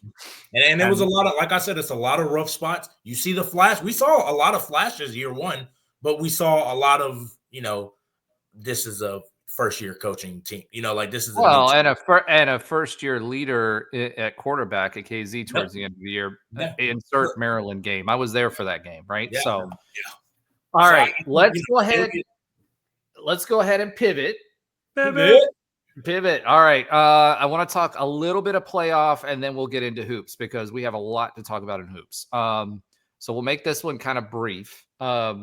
So the playoff committee, we kind of talked about it last week. The Big Ten and the Big and the SEC came together, and they are really pushing the 16-team playoff, right? The bids that they're pushing is 2 for the ACC and the Big 12. So thank goodness FSU and UNC haven't found their way out of that group yet. And then 4 for the SEC and the Big 10. And then 1 for Notre Dame if they're above, I think they're ranked above 14th or 10th or something 14th, like that. 14th. And then 1 for the G5, which gives us 8, 10, 12, 13, 14. And then they have 3 at-larges, I think, at 16. So what they're talking about doing is that's obviously going to mess with the championship game. They're leaving that up to the conferences. It looks like the SEC will be getting that 9th in-conference game. Yep. So that puts it on a little more even playing field. And they are going to be creating playing games. So when you think about the Big 12 in a situation like that, it would behoove them to give a bye in the Big 12 championship to the number 1 team, and then have the next 2 play each other for that second spot with the potential to get the third team in to the playoffs. So that's a lot of huge changes. That's a lot of extra money. Remember, the trigger we found out last week was at 14, ESPN doesn't have to pay any more money. At 16, ESPN has to pony up and put an extra couple billion in there that's there to be had. Wow. I think that sets up UCF well until the ACC falls apart. So, and that's super important for us because it gives us time to get our act together in football, become the prominent powerhouse that we've always become within 7 to 8 years. So I think this is huge news for UCF. It looks like this summer that's going to be put into place. And I hate to tell FSU and UNC fans because it came out during the week, last week, after we recorded, that while we recorded that day on Monday, that UNC is actively, and they have a code name and everything for it. And if you don't believe that every team in the Big 12, including UCF, is not trying to get or find ways into the SEC and the Big 10, I don't know what to tell you, but they had their code name. UNC is definitely trying to get out. Their strategy was to let Clemson and FSU run their name through the mud, through the court system, and see where it shook out, which is why they signed the extension. But with a 16-team playoff, as much as that drives some of us nuts, it solidifies the Big 12's monetary contract. Yes, it puts the Big 10 and the SEC in the driver's seat, but it solidifies our contract, and it gives UCF an opportunity to build the name brand and kind of keeps things stable for a while. And gives us a little extra cash, because if we're going to have more than one guaranteed playoff spot, guess what? That comes with extra dollars, right? That'll give us some more capital, further separation. And when the ACC inevitably fall apart, which it will, FSU, Clemson, and UNC are leaving. They're leaving. It's a done deal, right? It's a done deal. It's just a matter of timing and how long ESPN can milk that in the ACC before they shed their weight. That gives UCF time to get their act together in football, be able to compete at a high level, and hopefully have at least one playoff appearance in that time frame. Because ESPN has always bet on UCF back to the Big East days. They always bet on and were proponents of UCF and our potential. We have to put the proof in the pudding, as we've had every single other conference that we've been in and moved up on average every 8 years. If we do that again, UCF will be in prime position to whatever comes next, because I firmly believe there will be something else that comes with that. Do you guys want to add anything to that? Is this, and just a quick question, is this going to be implemented like as early as next season, or is this in a couple years? When is this happening? The 16 or 14 team playoff? So they're going to try to ratify it next summer. They're trying to figure out all the details now. Next summer. So we have one more year of the 12-team playoff. Yes. Okay. Yes. This year will be the 12-team playoff. next summer they're going to try to get it in place for the following year right away. And okay, so and the two things I'll say about it is I love the which idea. makes sense as to why the ACC signed their extension too. By the way. Yeah, 100%. Two things I'll say about it is I love the idea of the regular season champion being the conference champion. I especially with the amount of teams in a conference and you're extending the conference schedule. I love that idea. And I could care less if like certain luck was involved with scheduling or whatever. Like, everybody, especially in the Big 12, there's a lot of parity. So I'm totally fine with that. And the main reason why I say that is because I really, really like the idea of a play-in game instead of a conference championship game. With the playoff era being what it is and us being now in a Power 4 conference, the play-in game is much more excitement, and it's not a punishment for the top team in the conference at all. Being in a conference championship game, they automatically make the playoffs, so they don't have to play that extra game of conference championship, and they can be punished like SMU almost was this year, and a few others were. Well, to your point, Ben, like you don't have that duplicate game where you could then lose it the second time. That's what I mean. Exactly. Exactly. And I really do like the idea of the play-in game within the conferences, the number 2 and the number 3 team battling it out in the Big 12 in order to make the playoffs. I think that is just a fantastic way to do it, where the conference championship, the top team in the conference doesn't get punished for having a great year and get another game on their schedule for a chance to get knocked out of the playoffs. I just think that's great. The other thing I'll say about it is I hope that, and I think I'm hoping against hope at this point, but I hope they figure out a way to do something about the schedule. I just dragging this out into mid-January or late January at this point, like or even God forbid February. I mean, well, the NFL's kind of stepped in and filled those slots. That's the problem that college is going to. Well, that's actually my point, Roger, is that like I don't know, maybe it's just because I didn't care too much about the teams, but like once the NFL playoffs started, it's like, oh wait, that college football playoffs is still going on. Like it was like that for me at least, and I know that I'm not the only fan that thought that way.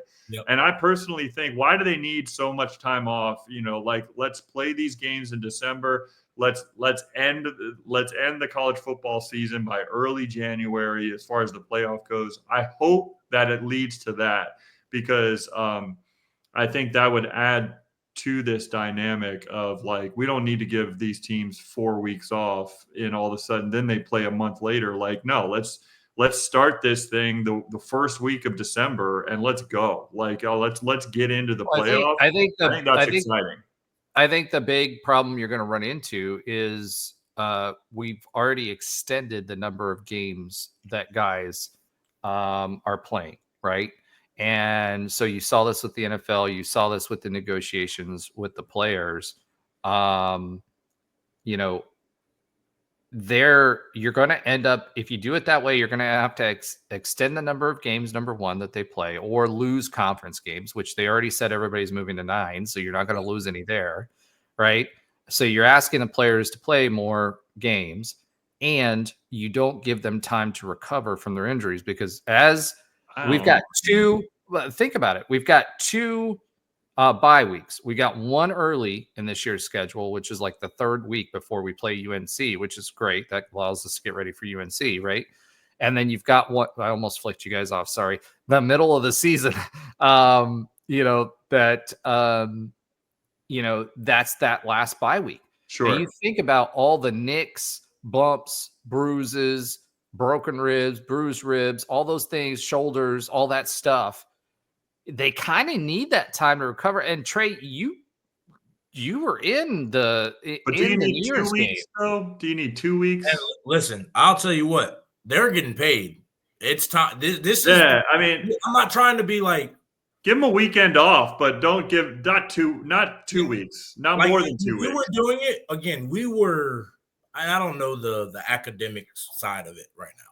I can't speak to it. I'm assuming everything's going to be as normal, but these guys are making. Let's be real. This isn't academics anymore. Okay, so again, if we're gonna be real, these guys are minor league athletes. It's time to if you're getting paid X amount and not just UCF, all these big time programs, all these programs hashing out hundreds of thousands of dollars, you have to learn how to take care of your body. You can't just be a regular person anymore. $140,000 a year middle linebacker. You know what I mean? Yeah. I mean, you gotta be able to take care of your body. You gotta get on regimens to do that. You have to invest in that kind of recovery. And I'm not saying put $500,000 because everybody's not making that, but if that means you're getting massages 2 times a week, if you're taking care of, there are things you have to do to last that long in the season, to play that long. I'm with you, Ben. I'm like, by the time January 1 hits, I'm like, when's the NFL?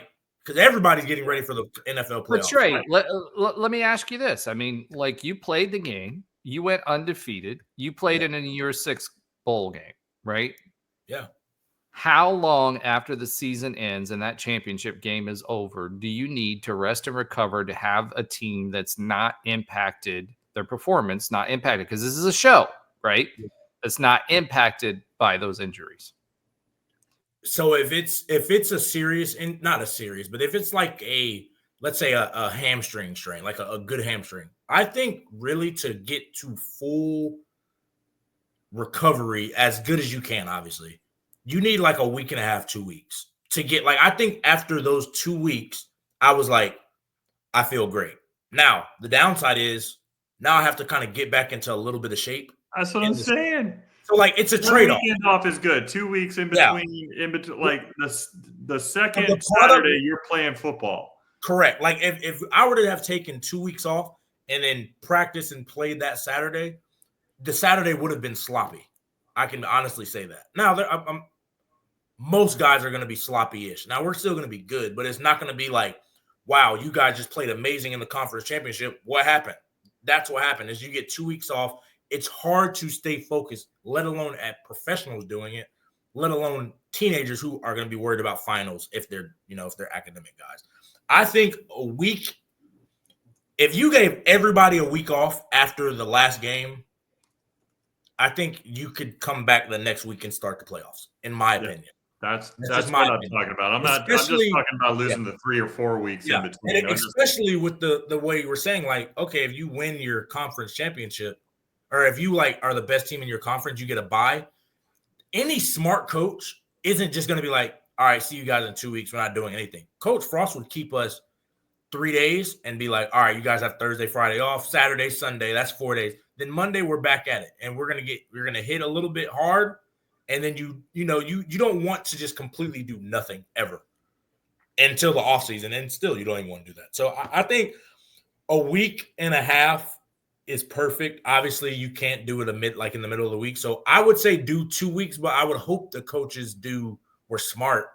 So, and I'm talking if you won conference. If you won conference, that next week is the play-in game. You're technically off. And then everybody's off that next week. So, you're going to have benefits of winning your conference. It should be 2 weeks. It should be 2 weeks past the conference championship, right? Because you've got those teams that are going to play that conference championship, and they're going to be a playoff team. So, but to me, so you're not going to get a bye. But that's what this is where I'm this is what happens when you win your conference. There should be a benefit. You get 2 weeks off. They get 1. It's just like in the NFL. If you're the 1 seed, you get a bye week. It's like winning a playoff. Everybody else doesn't. The biggest problem I see with all of this is that ESPN owns approximately 70 bowl games. And those are all played in between the end of the season and New Year's Day. Yeah. So that means those are basically everything. Those are going to be completely zero viewership, right? So whether you're talking about it from the business standpoint or whether you're talking about it from the team standpoint, who, the smaller teams that, who we were when we were in the G5 and we were playing in, the Gasparilla Bowl or the whatever XYZ Gas Slayer, whatever bowl, right? Tax Players. Bad Boy Mowers, whatever bowl. right? The Bitcoin Bowl, which I'm still mad that I didn't get my Etho Bitcoin Brady's for bowl that. is Dude, it was worth $50,000 and it didn't collect my Bitcoin. That kills me. They were giving it to us at a discount.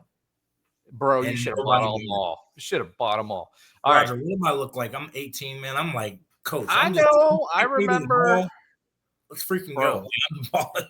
Bro, I remember. Hindsight's always 20/20, especially when you get to be 40.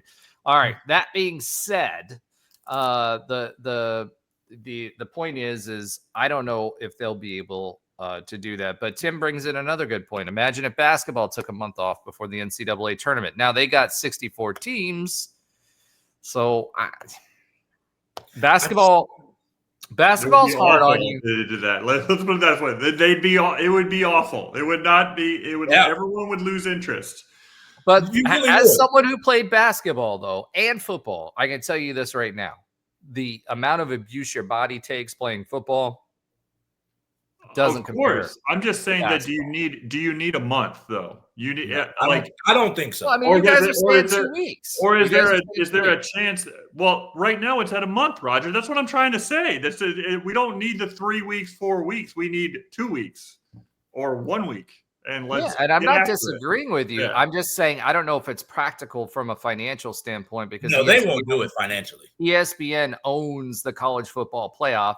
And they own players most are going to opt bowls. out anyway. So, even the playoff games because nobody cares about the they don't have anybody showing up and their viewership numbers are crap. All they care about is being able to have the TV slots to sell the ad revenue.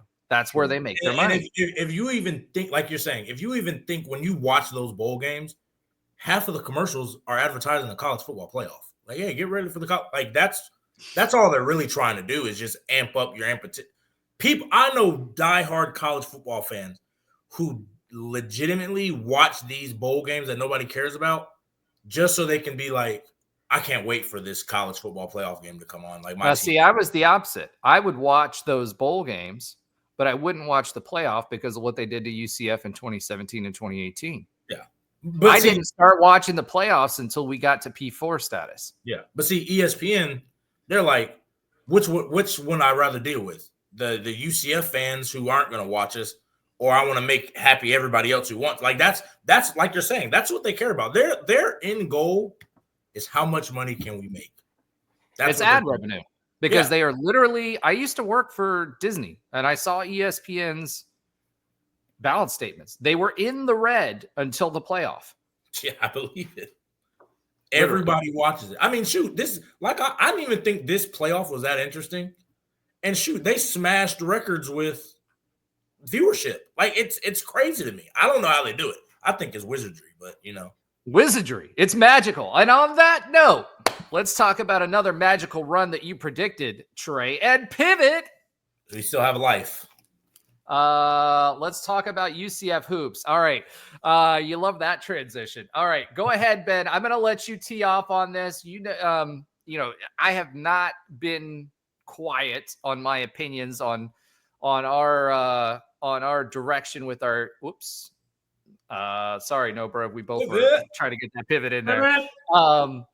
But I've not been quiet about my opinions on this, but you brought up some interesting notes about the players versus the coach and Dawkins and what the future should hold. And, is he on is he in the air fryer at this point?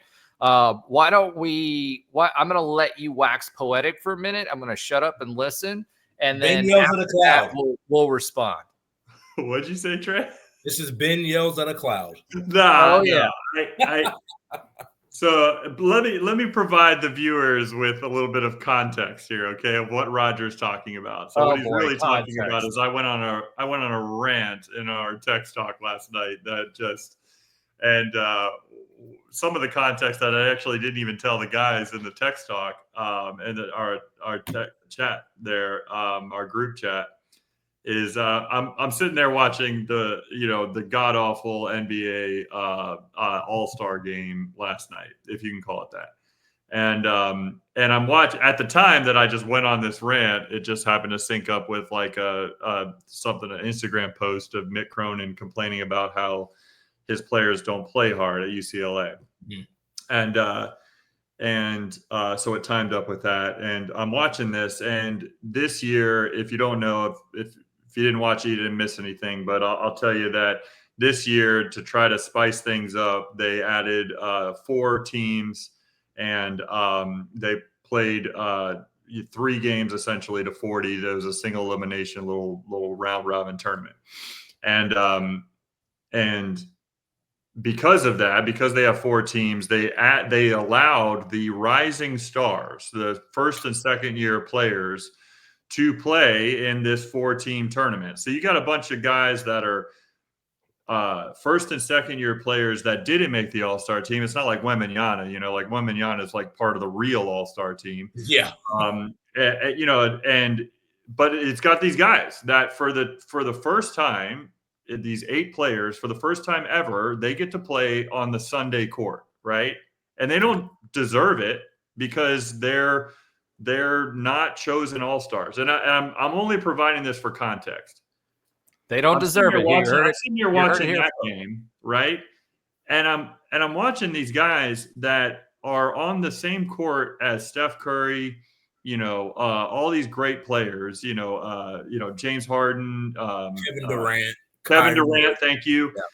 And they're letting them shoot layups when they turn the ball over. They're not playing defense at all. And I understand that All-Star games aren't defense, but hey, guess what, man? You're a first and second year player that doesn't even deserve to be on that court yet. So why don't you show them that you deserve to be on that court by playing the game? And I just think that that was such a microcosm to me, in my opinion, of that basketball players nowadays, even at the highest level that I just described, they don't have any pride in what's going on. And I think that's my biggest frustration with this UCF hoops team this year, is that one of the things that I would understand if Coach Dawkins, I pretty much think that this is probably going to be last year for Coach Dawkins. And whether I agree with that or not is kind of irrelevant, because TMO's opinion is probably the only one that matters at this point. Well, it is. I mean, he's not listening to any of us. And so it's, I just, a thing that frustrates me about this season, and it's very easy for the people who were waiting for this to happen this season and just couldn't wait because they could jump on and say, I was right, Coach Dawkins sucks. I get that. And I get that it might be time to move on. And it is what it is at this point. I just didn't think that this group, with all its talent, would be the team that got Coach Dawkins fired. I didn't think that this group of players, especially the way that we came together in the way we looked in the beginning of the year. I mean, you got to think Texas A&M and Texas Tech, by the way, both those teams are in the top 10 right now, top 10 in the country. We beat them, looked like just as good a team as them in the games that we beat them. But now we've lost 6 straight. We lost. I haven't been on the show since the game that we before the game that we played against BYU at home. That was the game I mentioned where we had the reunion. The worst loss of the season was after that. It was losing against Cincinnati at home was just the worst loss of the season. It's not even close, in my opinion. Is that worse than Kansas? That 50? No, 100% worse than Kansas. Cincinnati came into our building as a team that averaged less than 70 points a game, and they put up 93 on us, Roger. It's the worst game of the season, and it's not close. And the reason you realize I was trying to gas you up there to get you going, right? Oh, and then Keyshawn Hall says after that game in a post-game interview, he says, you know what? And he says it, and I get it, man. I'm not trying to come down on Keyshawn Hall because I don't want to sit here and just use him as an example, because he's not the only. What he said, though, in the post-game interview, it just rubbed me the wrong way. He just kind of says, this is a game that we really wanted to win, but they just seemed to, I guess they just wanted it more. I guess we just didn't care as much as we thought we did.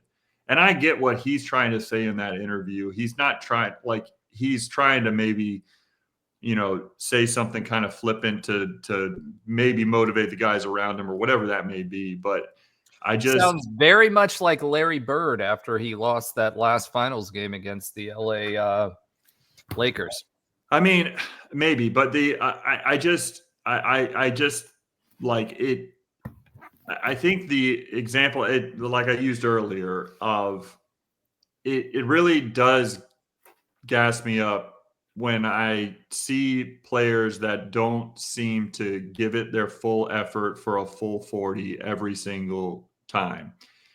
And to me, it just feels like at this point, amongst or in the midst of a 6-game losing streak, I just feel like we're not showing the pride in playing basketball for the University of Central Florida that somebody like me and somebody like all the fans that that put a lot of effort into cheering on UCF athletics, in particular, in this case, UCF basketball, those that donate, like you, Roger, and others, like just that donate their time, their energy, but especially their money to this, like, to see the lack of pride in what that means, like what the effort means, like it just really burns me up. And the Colorado game was kind of interesting because we had multiple times, like they closed out the half. Colorado did on like a 9-2 run. They opened up the second half on a 9-3 run.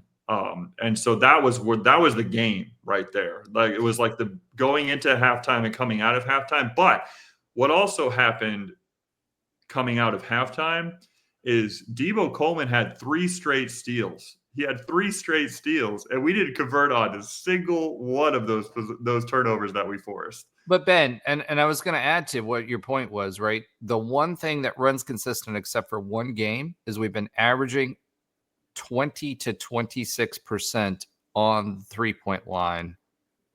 On the 6-game losing streak, you're saying? Yep. Yeah. I mean, it's been, which is abysmal compared. Even if we shoot 30 to 32%, we win a lot of those games. Yeah, the thing that stands out to me about and I agree with you. I for some reason, our 3-point shooting has just completely fallen off the cliff. I think that has a lot to do with Juice, like just kind of fading out. I know obviously he's got some sort of injury that kept him out of the Colorado game. I think he's really faded down the stretch here. And DJ hasn't been as good as we needed him to be, I think, is another thing that we're seeing. But overall, our 3-point shooting just hasn't been good in the second half of the season at all. But let me dovetail this into what Tim just said, because this is part of our conversation in the text talk. Playing for the portal instead of playing for UCF. Yes. This was your main point in the text thread, right? And it really is. And I want to ask you this question. You talked about heart and hustle, right? And what the difference was between the front half of the season and the second half.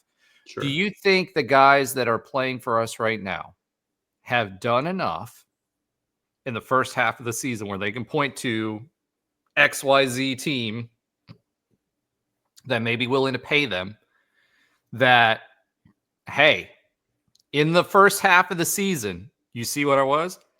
We just all kind of shut it down and use that as an excuse when they're talking to these coaches. I do. I think, and that's why, like, I don't know any of these players personally, so I'm not going to speak to their work ethic in practice. And I might say some things in the next 5-10 minutes that might be an assumption. And if it is an assumption and one of those players is listening. Just be like Josh and say allegedly in front of everything 17 times and you'll be good to go.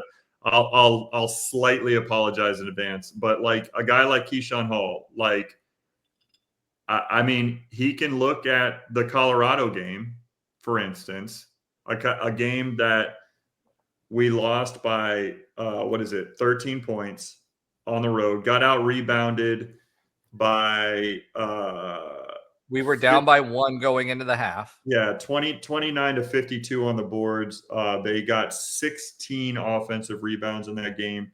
Guy like Keishan Hall can say, wasn't my fault. I had 19 and 9. I had a steal and a block in that game. Only had 1 turnover. I had 19 points in that game. Like the layups that you give up, the missed assignments on defense, not buying into the complete game plan on defense, those things don't show up on the stats. And so that's what frustrates a guy like me, who's a passionate UCF basketball fan. It frustrates a guy like me because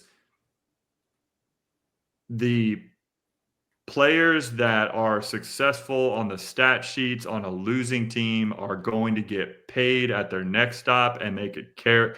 And there's a chance that they could care less about the results of this stop. And that part I get frustrated with, and I get a little bitter about, because the fan base has not caught up to that concept yet. And I don't want to say that any of this, I don't want to say that you're the head coach for a reason. And you definitely deserve some of the credit when you're having success. And you certainly deserve a lot of the blame when you're not having success. So this 6-game losing streak, a lot of this falls on Dawkins. But knowing the way that he and his coaching staff prepares his team for the games, I guess seeing the lack of execution and effort on the defensive end causes me to be really bitter towards the players and not as much towards Dawkins. That being said, I am waving the white flag after 5-6 years, and I do understand that as far as UCF is concerned, unless there is some sort of miraculous turnaround in the next 6 games, which I don't believe is going to happen, then I think it will be time to move on from Dawkins for the sake of changing something for the sake of changing it, basically. Because the fact of the matter is,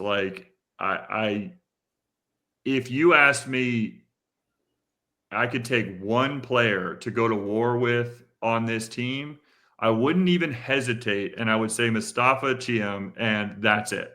You gave me 2 players, I might say Mustafa Chiam, and that's it. Wow. What about DJ? So I appreciate DJ. You have heard me wax poetic about how much I love that he has stayed here the whole time. The thing that I'm missing from DJ during this time is his vocal leadership and him taking more ownership of what's going on with this team. That's the part that maybe I'm missing it. Maybe I'm not understanding it. But there's a Thursday press conference before we make the trip to Colorado, and Mikey Williams is in that press conference. DJ should have been the guy that's speaking for the team at that point. We're in a 5-game losing streak. We can't. But is that DJ's decision or is that Dawkins's decision? I don't know. And I think that if DJ is the leader that he needs to be, it can't be Dawkins. If it's Dawkins' decision to hold him out, then he's saying, heck no, I'm going in front of the cameras because I got something to say. But I don't want to put too much on DJ. And I like DJ, and I think that he actually does contribute a lot on the defensive end. He's leading the conference in steals, I believe still, but he's at least up there, top 5. No, he's still leading. Yeah, so he's still leading. So I'm not going to say that he doesn't give the effort. I just where have we seen I don't know, I'm just looking for, we're always going to look for something a little bit more from Darius Johnson, and I just haven't seen it. And And and another reason why I think I focus so much on Mustafa, outside of the fact that obviously I'm a big man, he's a big man, and I'm like, I see things that he does on the court that I think are just special. Is that if there's one player that is still in a UCF uniform from this team next season, I just pray that it's Mustafa Chiam, because I don't see how that's ever possible to happen. I don't see how is he going to stay.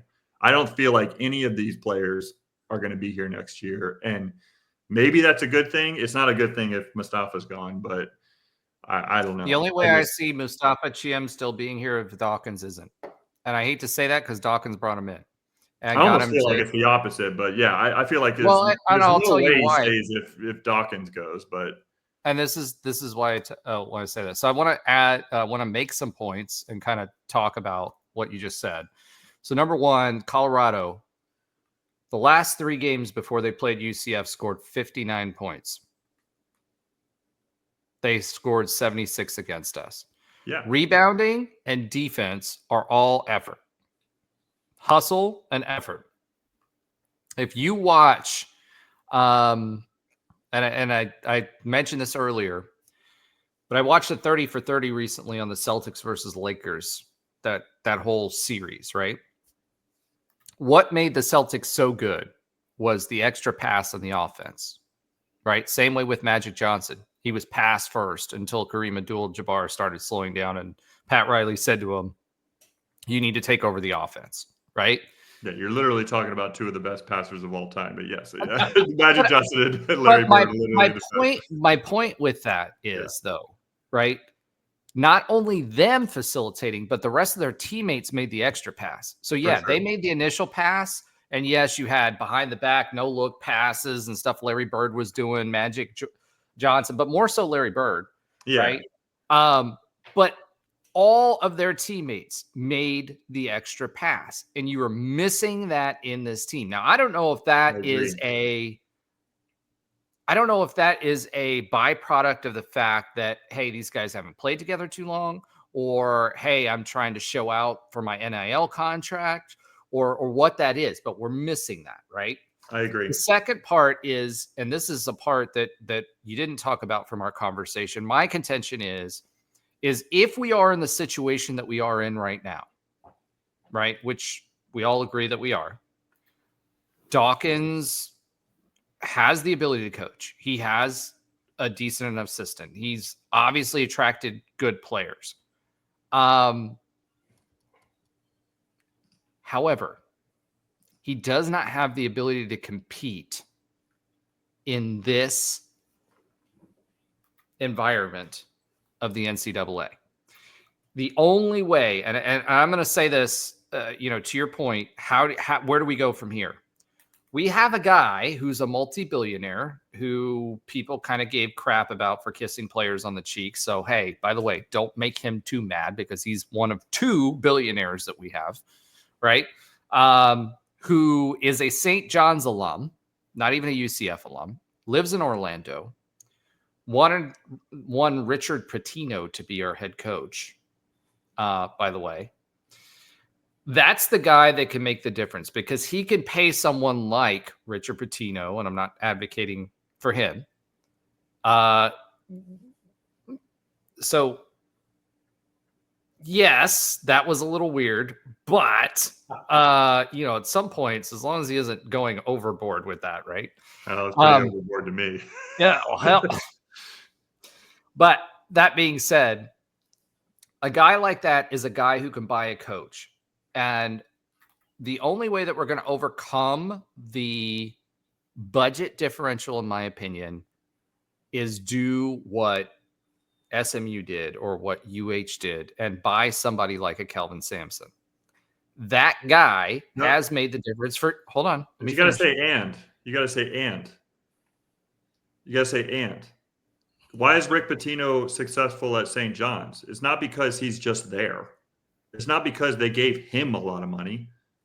No, but you can build a team around that name, right? Just like Kelvin Sampson. Hold on. With what? They're a good coach. He's a good coach. Money.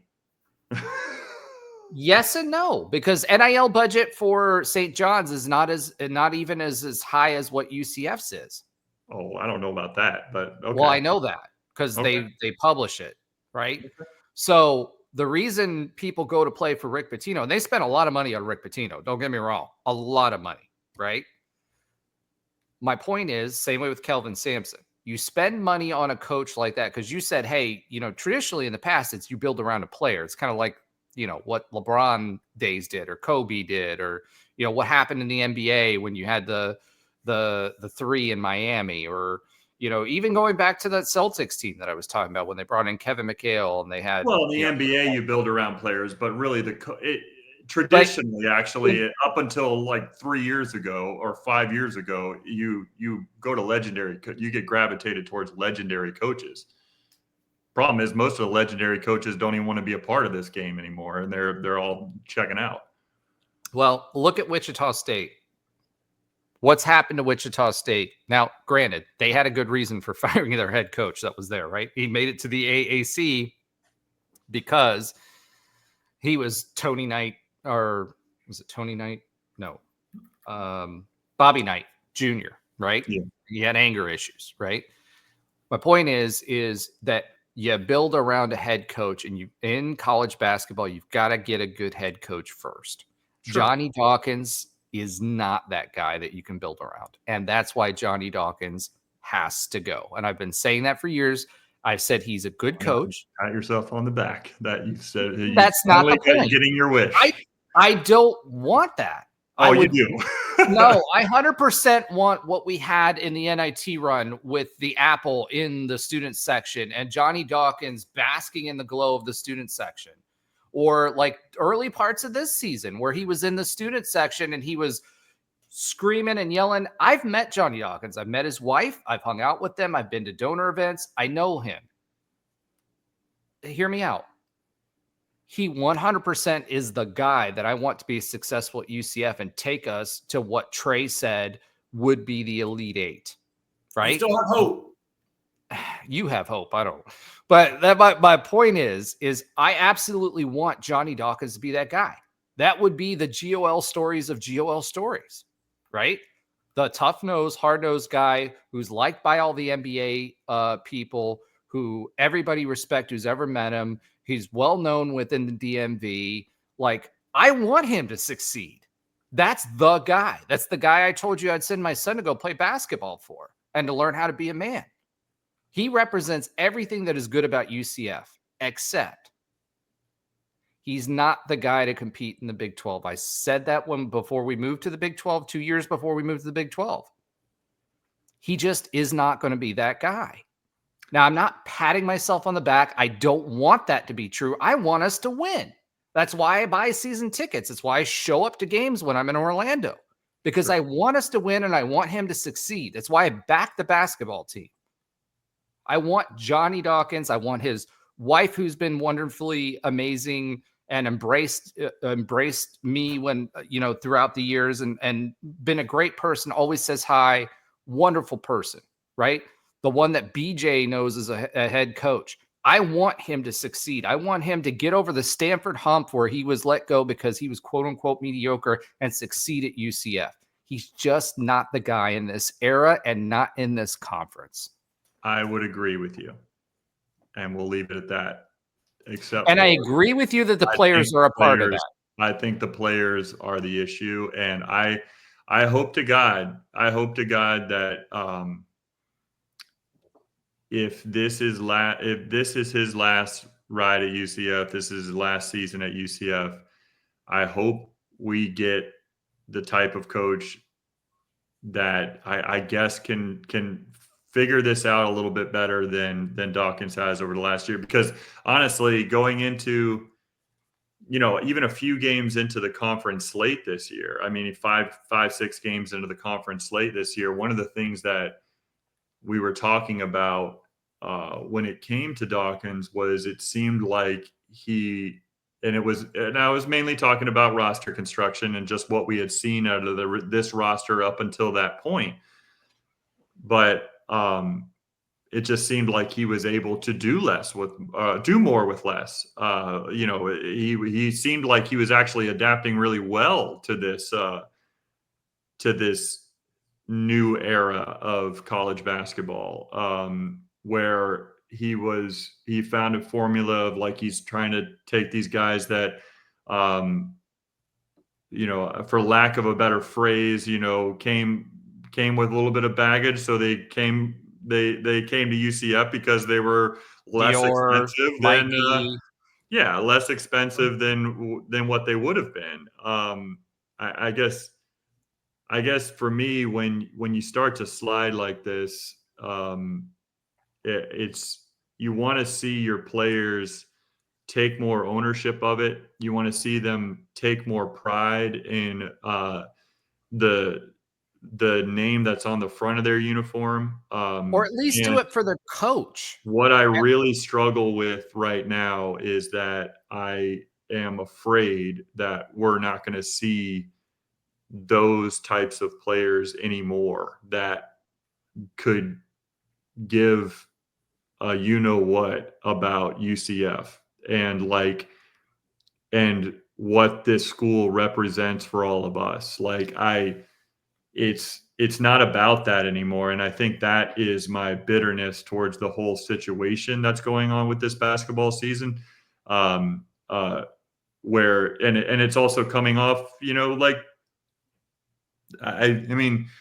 I just talked about how close I am with the teams that I played with. Who are these players that have been at 3 or 4 stops close with? They don't have that. It's so individualized now in a team sport, and I think that's what kind of drives me nuts. It's like so Ben, to all add on these to your players that have scored points are going to get rewarded at their next stop, but where's our reward? We care way more about UCF than they do. And that's what makes me mad. And so, Ben, to add on to your point, right? I think the only way that you overcome that is to either have a coach that people will rally around and play for, and because I agree with you in the era that we're in, right? And to compete in the, I mean, Oklahoma State just turned over their coach and their entire team, right? The only way that we can do that is to go and buy a big name coach that will hold people accountable. I think Johnny tries to. I think the way that he does it is a lot of what we were talking about with what Coach Frost is looking to do with the football team. I just don't think you can do that in this era of basketball. I think I don't think accountability is. I don't think it's even possible. It's just unless you're Calvin Sampson or a few others, but it's a small group. I mean, you've heard Penny Hardaway talk about this. He's got a top 20 team right now. You've heard Penny Hardaway talk about how he's not able to even hold his players accountable because they just straight up won't play. That's crazy. That's my point, though, right? So again, you got to have. I wouldn't advocate for Penny Hardaway to come here. No, I'm not advocating for that either. I'm just saying that that's a guy that has a top 20 team, and he's still struggling with that. And that's because of Memphis's budget. It's not because he's. I know. Again, that's my point, though. Are we going to actually open up the budget for? I don't know. Well, I mean, that Terry Mohajir said he is. We're going to put more money towards basketball than what we have been, and we're going to be able to because of we're going to be full share members. But my point with that is I think in basketball it's more important to spend big on the coach, and then you will attract the players. And if that coach, I can see that. I just hope that coach is out there. I don't know who that is. I don't know yet either. But what I can say is what we're doing right now and falling apart mid-season has become and going on these 5 or 6 game losing streaks and then winning some at the end and then going to the NIT and then Coach Dawkins' tenure as a head coach. But I know what your point is. Yeah. So the night UCF, thank you. You can, of course, watch it back for the rest of our random ramblings. But thank you for sticking with us this long. I agree. Overall, there's a lack of inspiration and intrinsic motivation from our guys, both football and basketball. NIL doesn't help with it either. I think football, there is an intrinsic motivation. I don't think the coach wanted to create a culture that promoted that. And so I think that's what the difference is. Well, I'm going to use my normal one last thing and say that UCF players, if you are listening to this, show some freaking pride in the last 6 games of the regular season, and let's see what you got, because I'm sick of this. I'm a UCF fan. I'm a former player. I'm tired of this. This is enough. Have some pride for yourself, if anything, and show up these next 6 games, and then bring some motivation into the conference tournament. I'm done. All right. With that, let's talk about a team and pivot again to a team that was a little more successful this weekend, and talk about someone we know very well, Baseball. Mr. Rich Wallace and his baseball team, who got the sweep. So I hope y'all got the brooms out this weekend. We had over 2,000 some odd fans for the opening night weekend on a Friday night.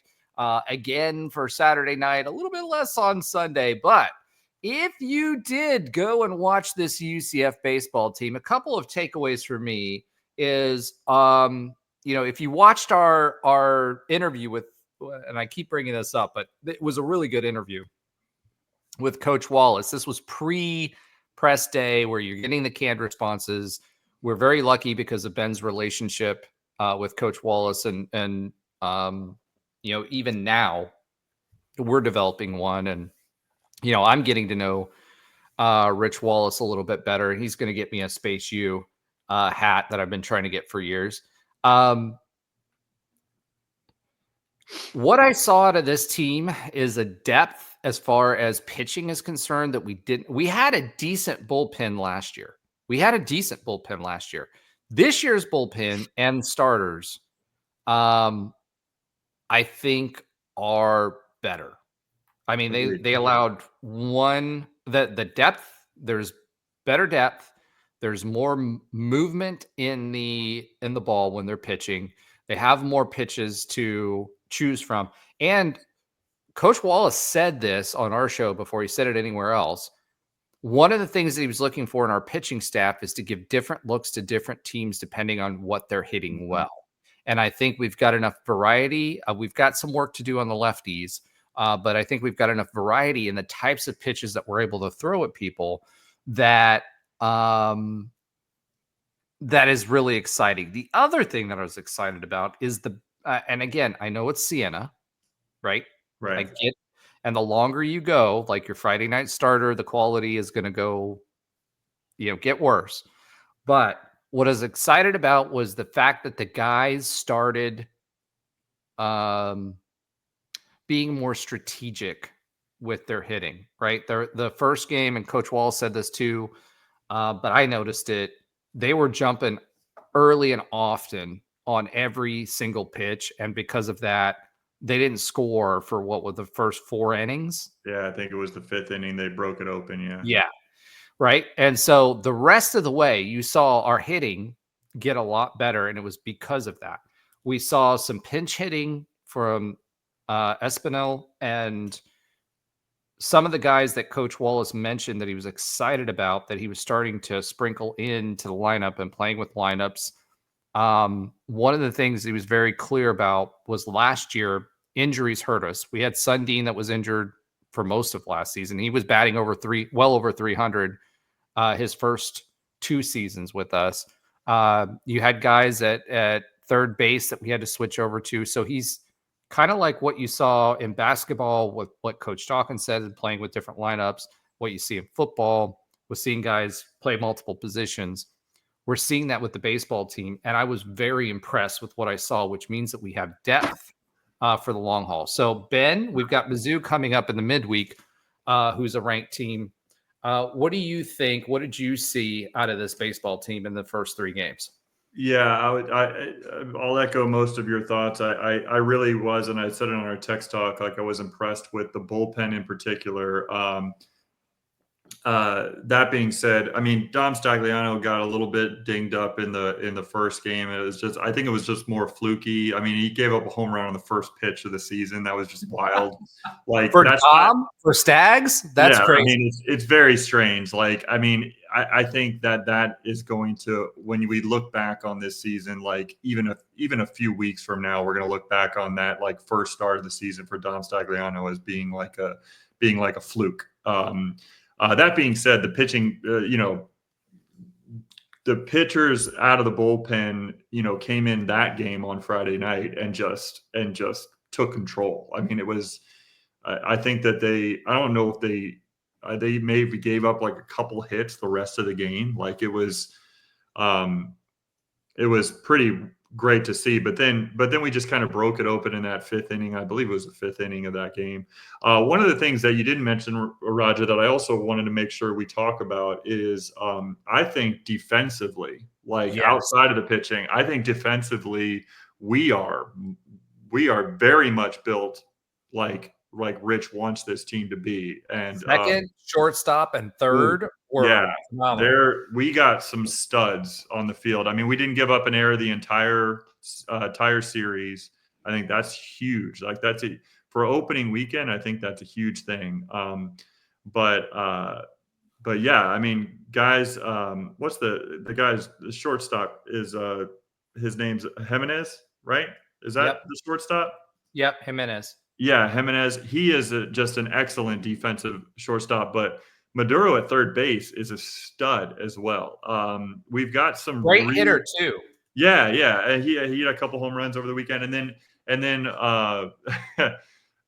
Prevesk and everybody else just kind of like Prevesk just did what he did last year and continued on.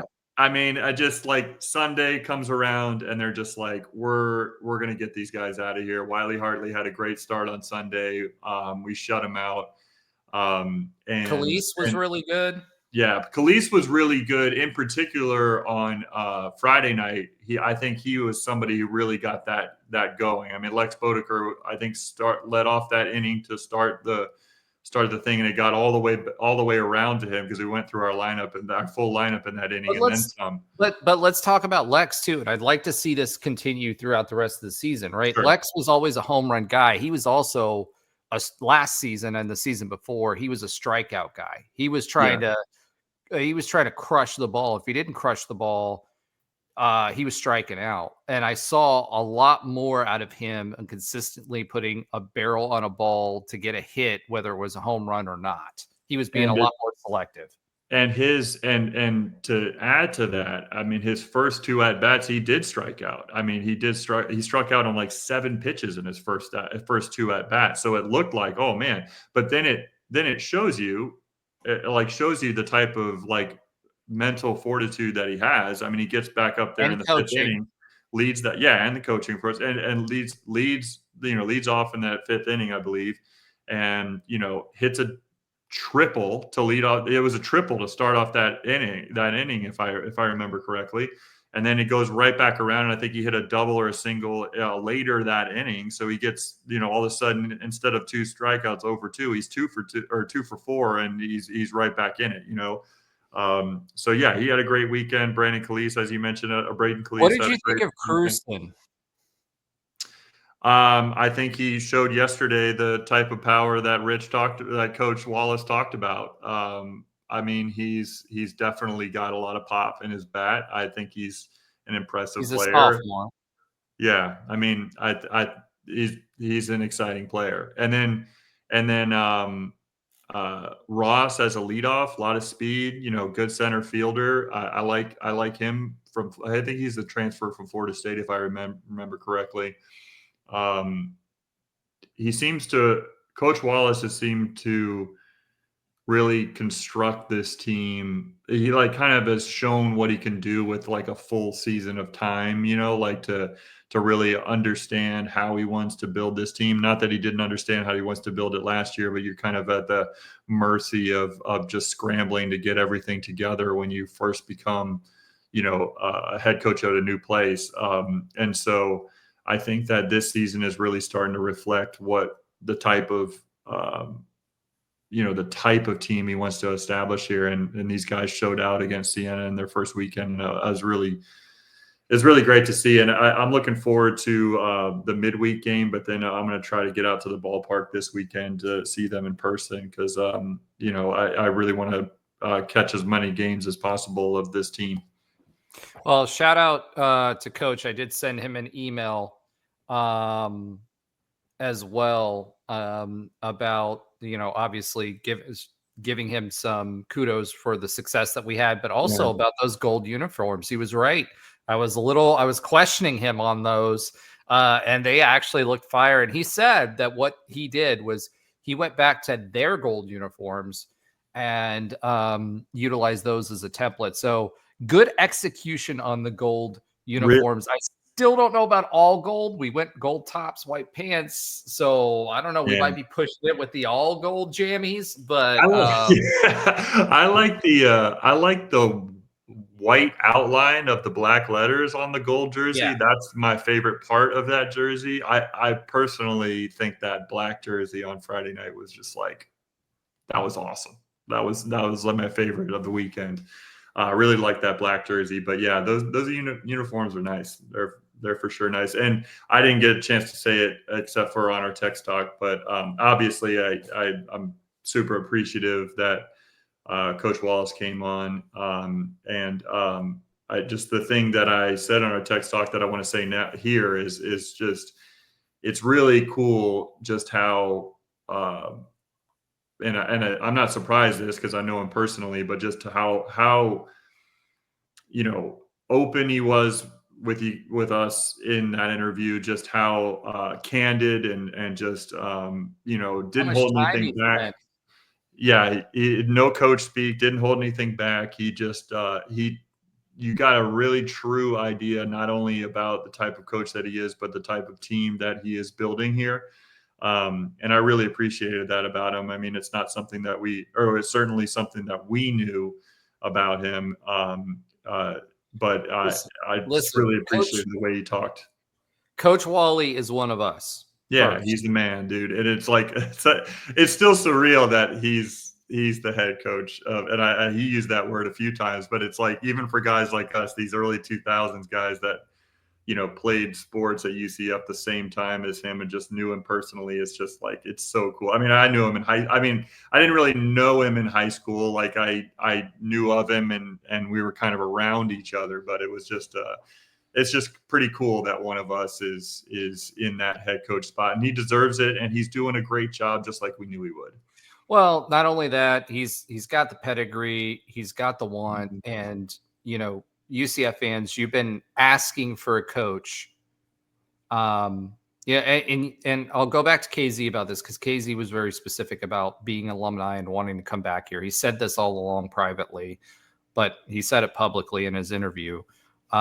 It's the same thing with Coach Wallace. He wanted to be the head baseball coach at UCF. He's got the resume, he's got the ability, and now he's got the team.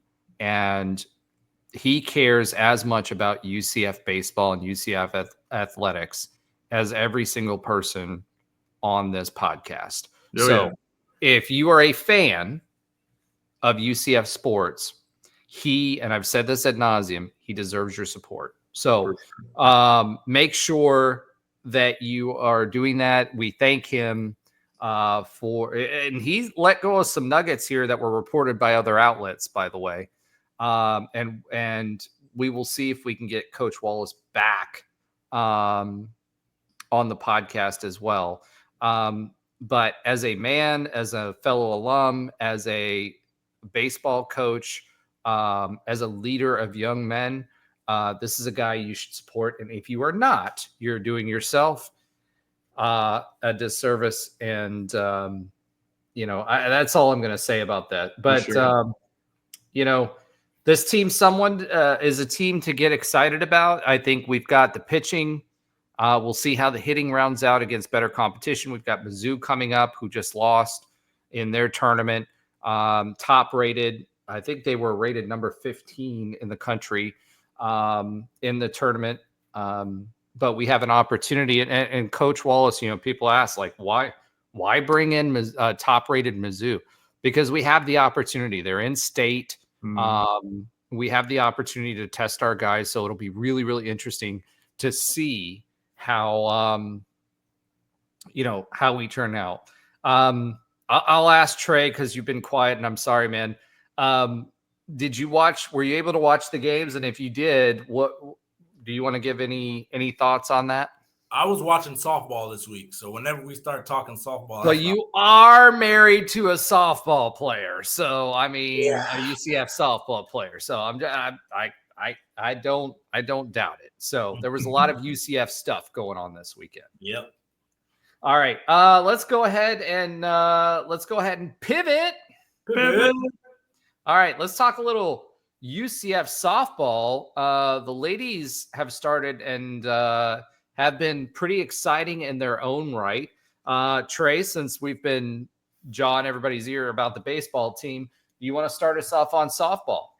Yeah, I mean, softball opened up with some good wins, had some struggle losses, but we have to remember they kept playing a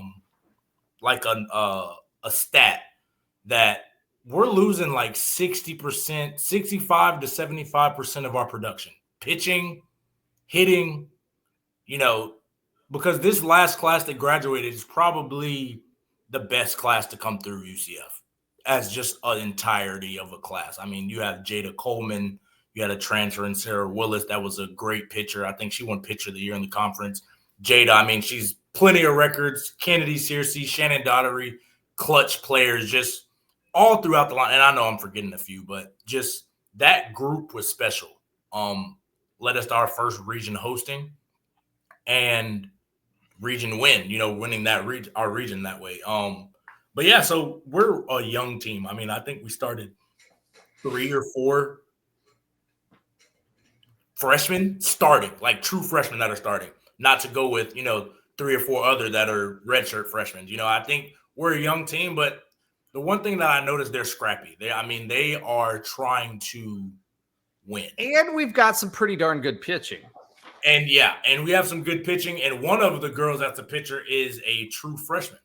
So, I think it's one of those things where top-rated pitcher in the country, by the way. Yeah, she was good. She was really good.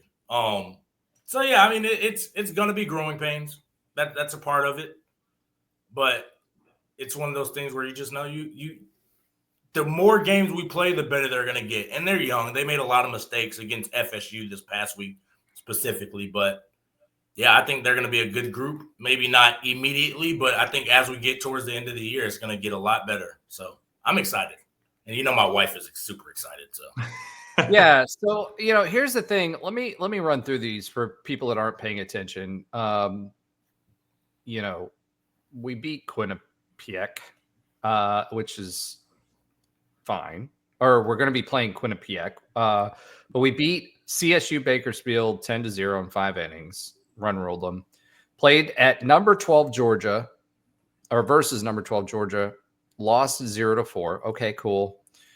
Beat NC State 3-1.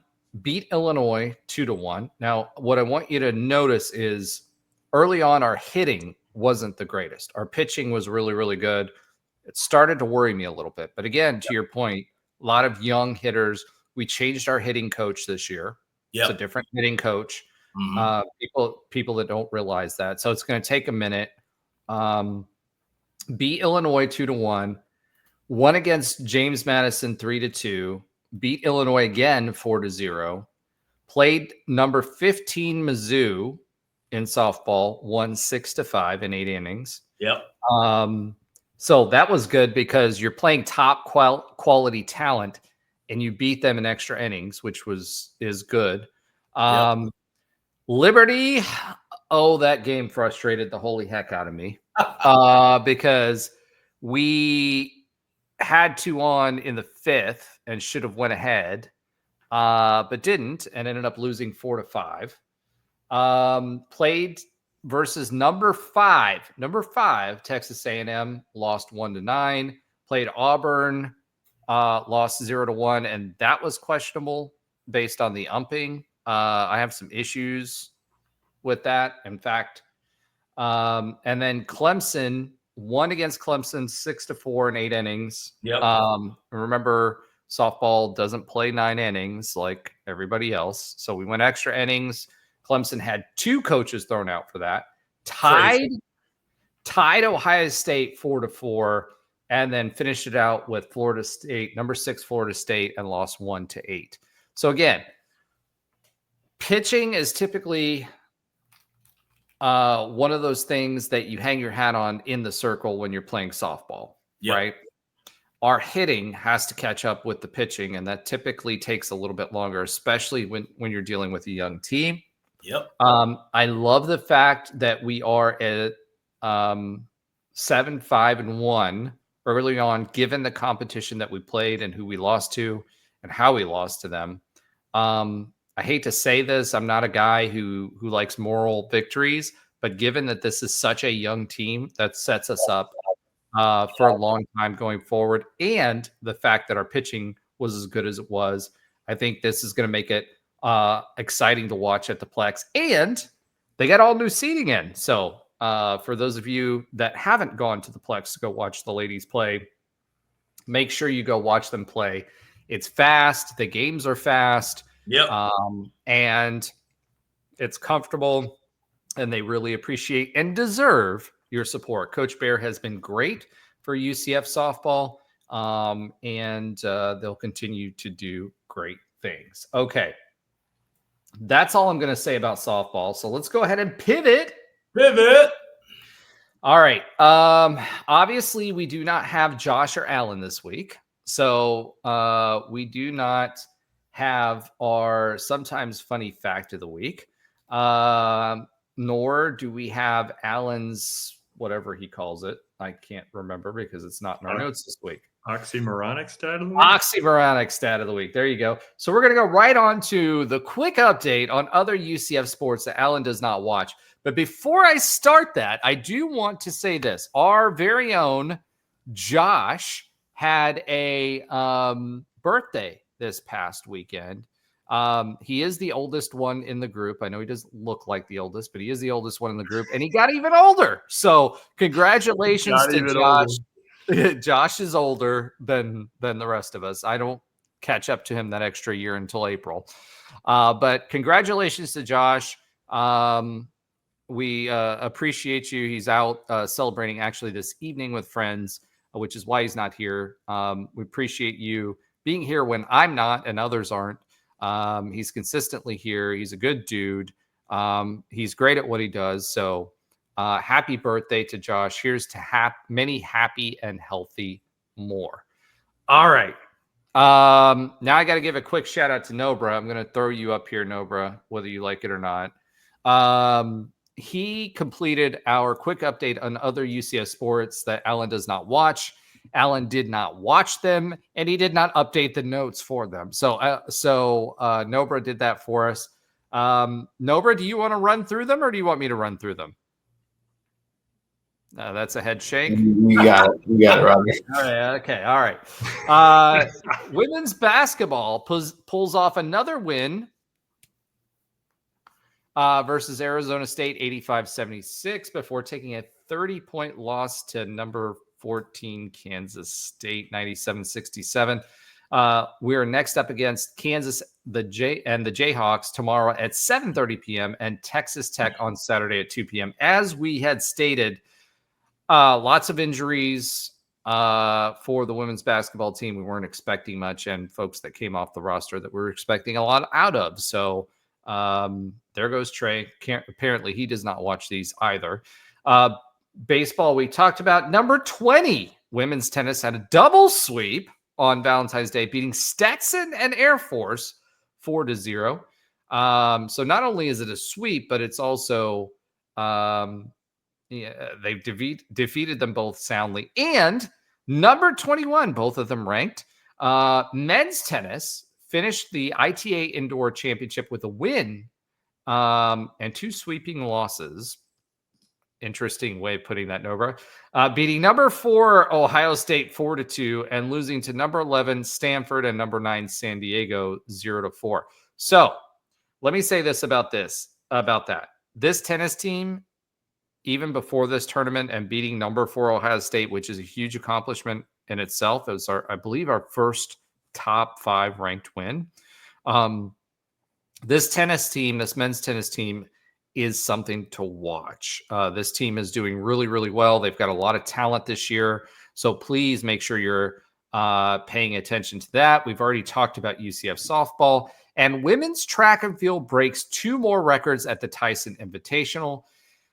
Ashera Collins smashes her previous best set 2 weeks prior and set a program record for the triple jump at 13.30 meters. The 4x400 relay squad then set another program record, which is saying a lot considering the athletes that have come through here, including Olympic hopefuls, with a time of 3 minutes, 29 seconds, 0.93. Congrats to Tawanzi Johnson, Kia Williams, Jasmine Newberry, and Deja Shaw Huckabee for breaking their previous best at Texas Tech 2 weeks ago. So for those of you who have not been paying attention, women's track and field has had a pretty competitive team year in and year out. Remember someone named Octavia that was here not too long ago that was in the Olympic trials. This You mean team, Renaya? or Renaya, excuse me. Octavia did too, though. Octavia did too. She was the long jumper, or what was she? Yeah, I don't remember. Like But Renaya was, yes. Renaya was Jones hurdles. was the star. Yeah. So Renaya, Octavia, and there's a few other names that were there that were in the Olympic trials. Unfortunately, Renaya didn't do what we expected her to do in the Olympic trials and did not run her best. That being said, this is a team that historically has had some stellar athletes at UCF, and this team seems to be stacked again. We went through a coaching change a couple years ago, and seems to have found its footing, and it's got some really good athletes. So make sure you're following them as well. All right. That is all I have for this week. 2 hours, 40 minutes, 45 seconds, and 3 of you have managed to stay with us this entire time. Thank you all so much. Thank you all so much. There's a lot of you that stayed with us most of the time, but have popped off. I just want to say this. Thank you, everyone who's following us. Make sure you're liking and subscribing and telling your friends. Thank you to Nobra. Last week was another great example of why we appreciate everything that he does. Congratulations to you and your significant other on yet another anniversary. And Ben, thank you. This has been a great show this week. It's great to get perspectives from people who have played, not necessarily at UCF, people that have played at UCF, and just all around talk about the sports that we love. So thank you all for participating. Make sure you're sending in comments. Make sure you're participating in our conversation. That's why we do these things live. Anything else either one of you want to say? No, man. Well, hopefully we have a good week in Night Nation coming up. All right. Nobra? As a current Knights and Star John, baby. He wants to get out of here. Is this the point where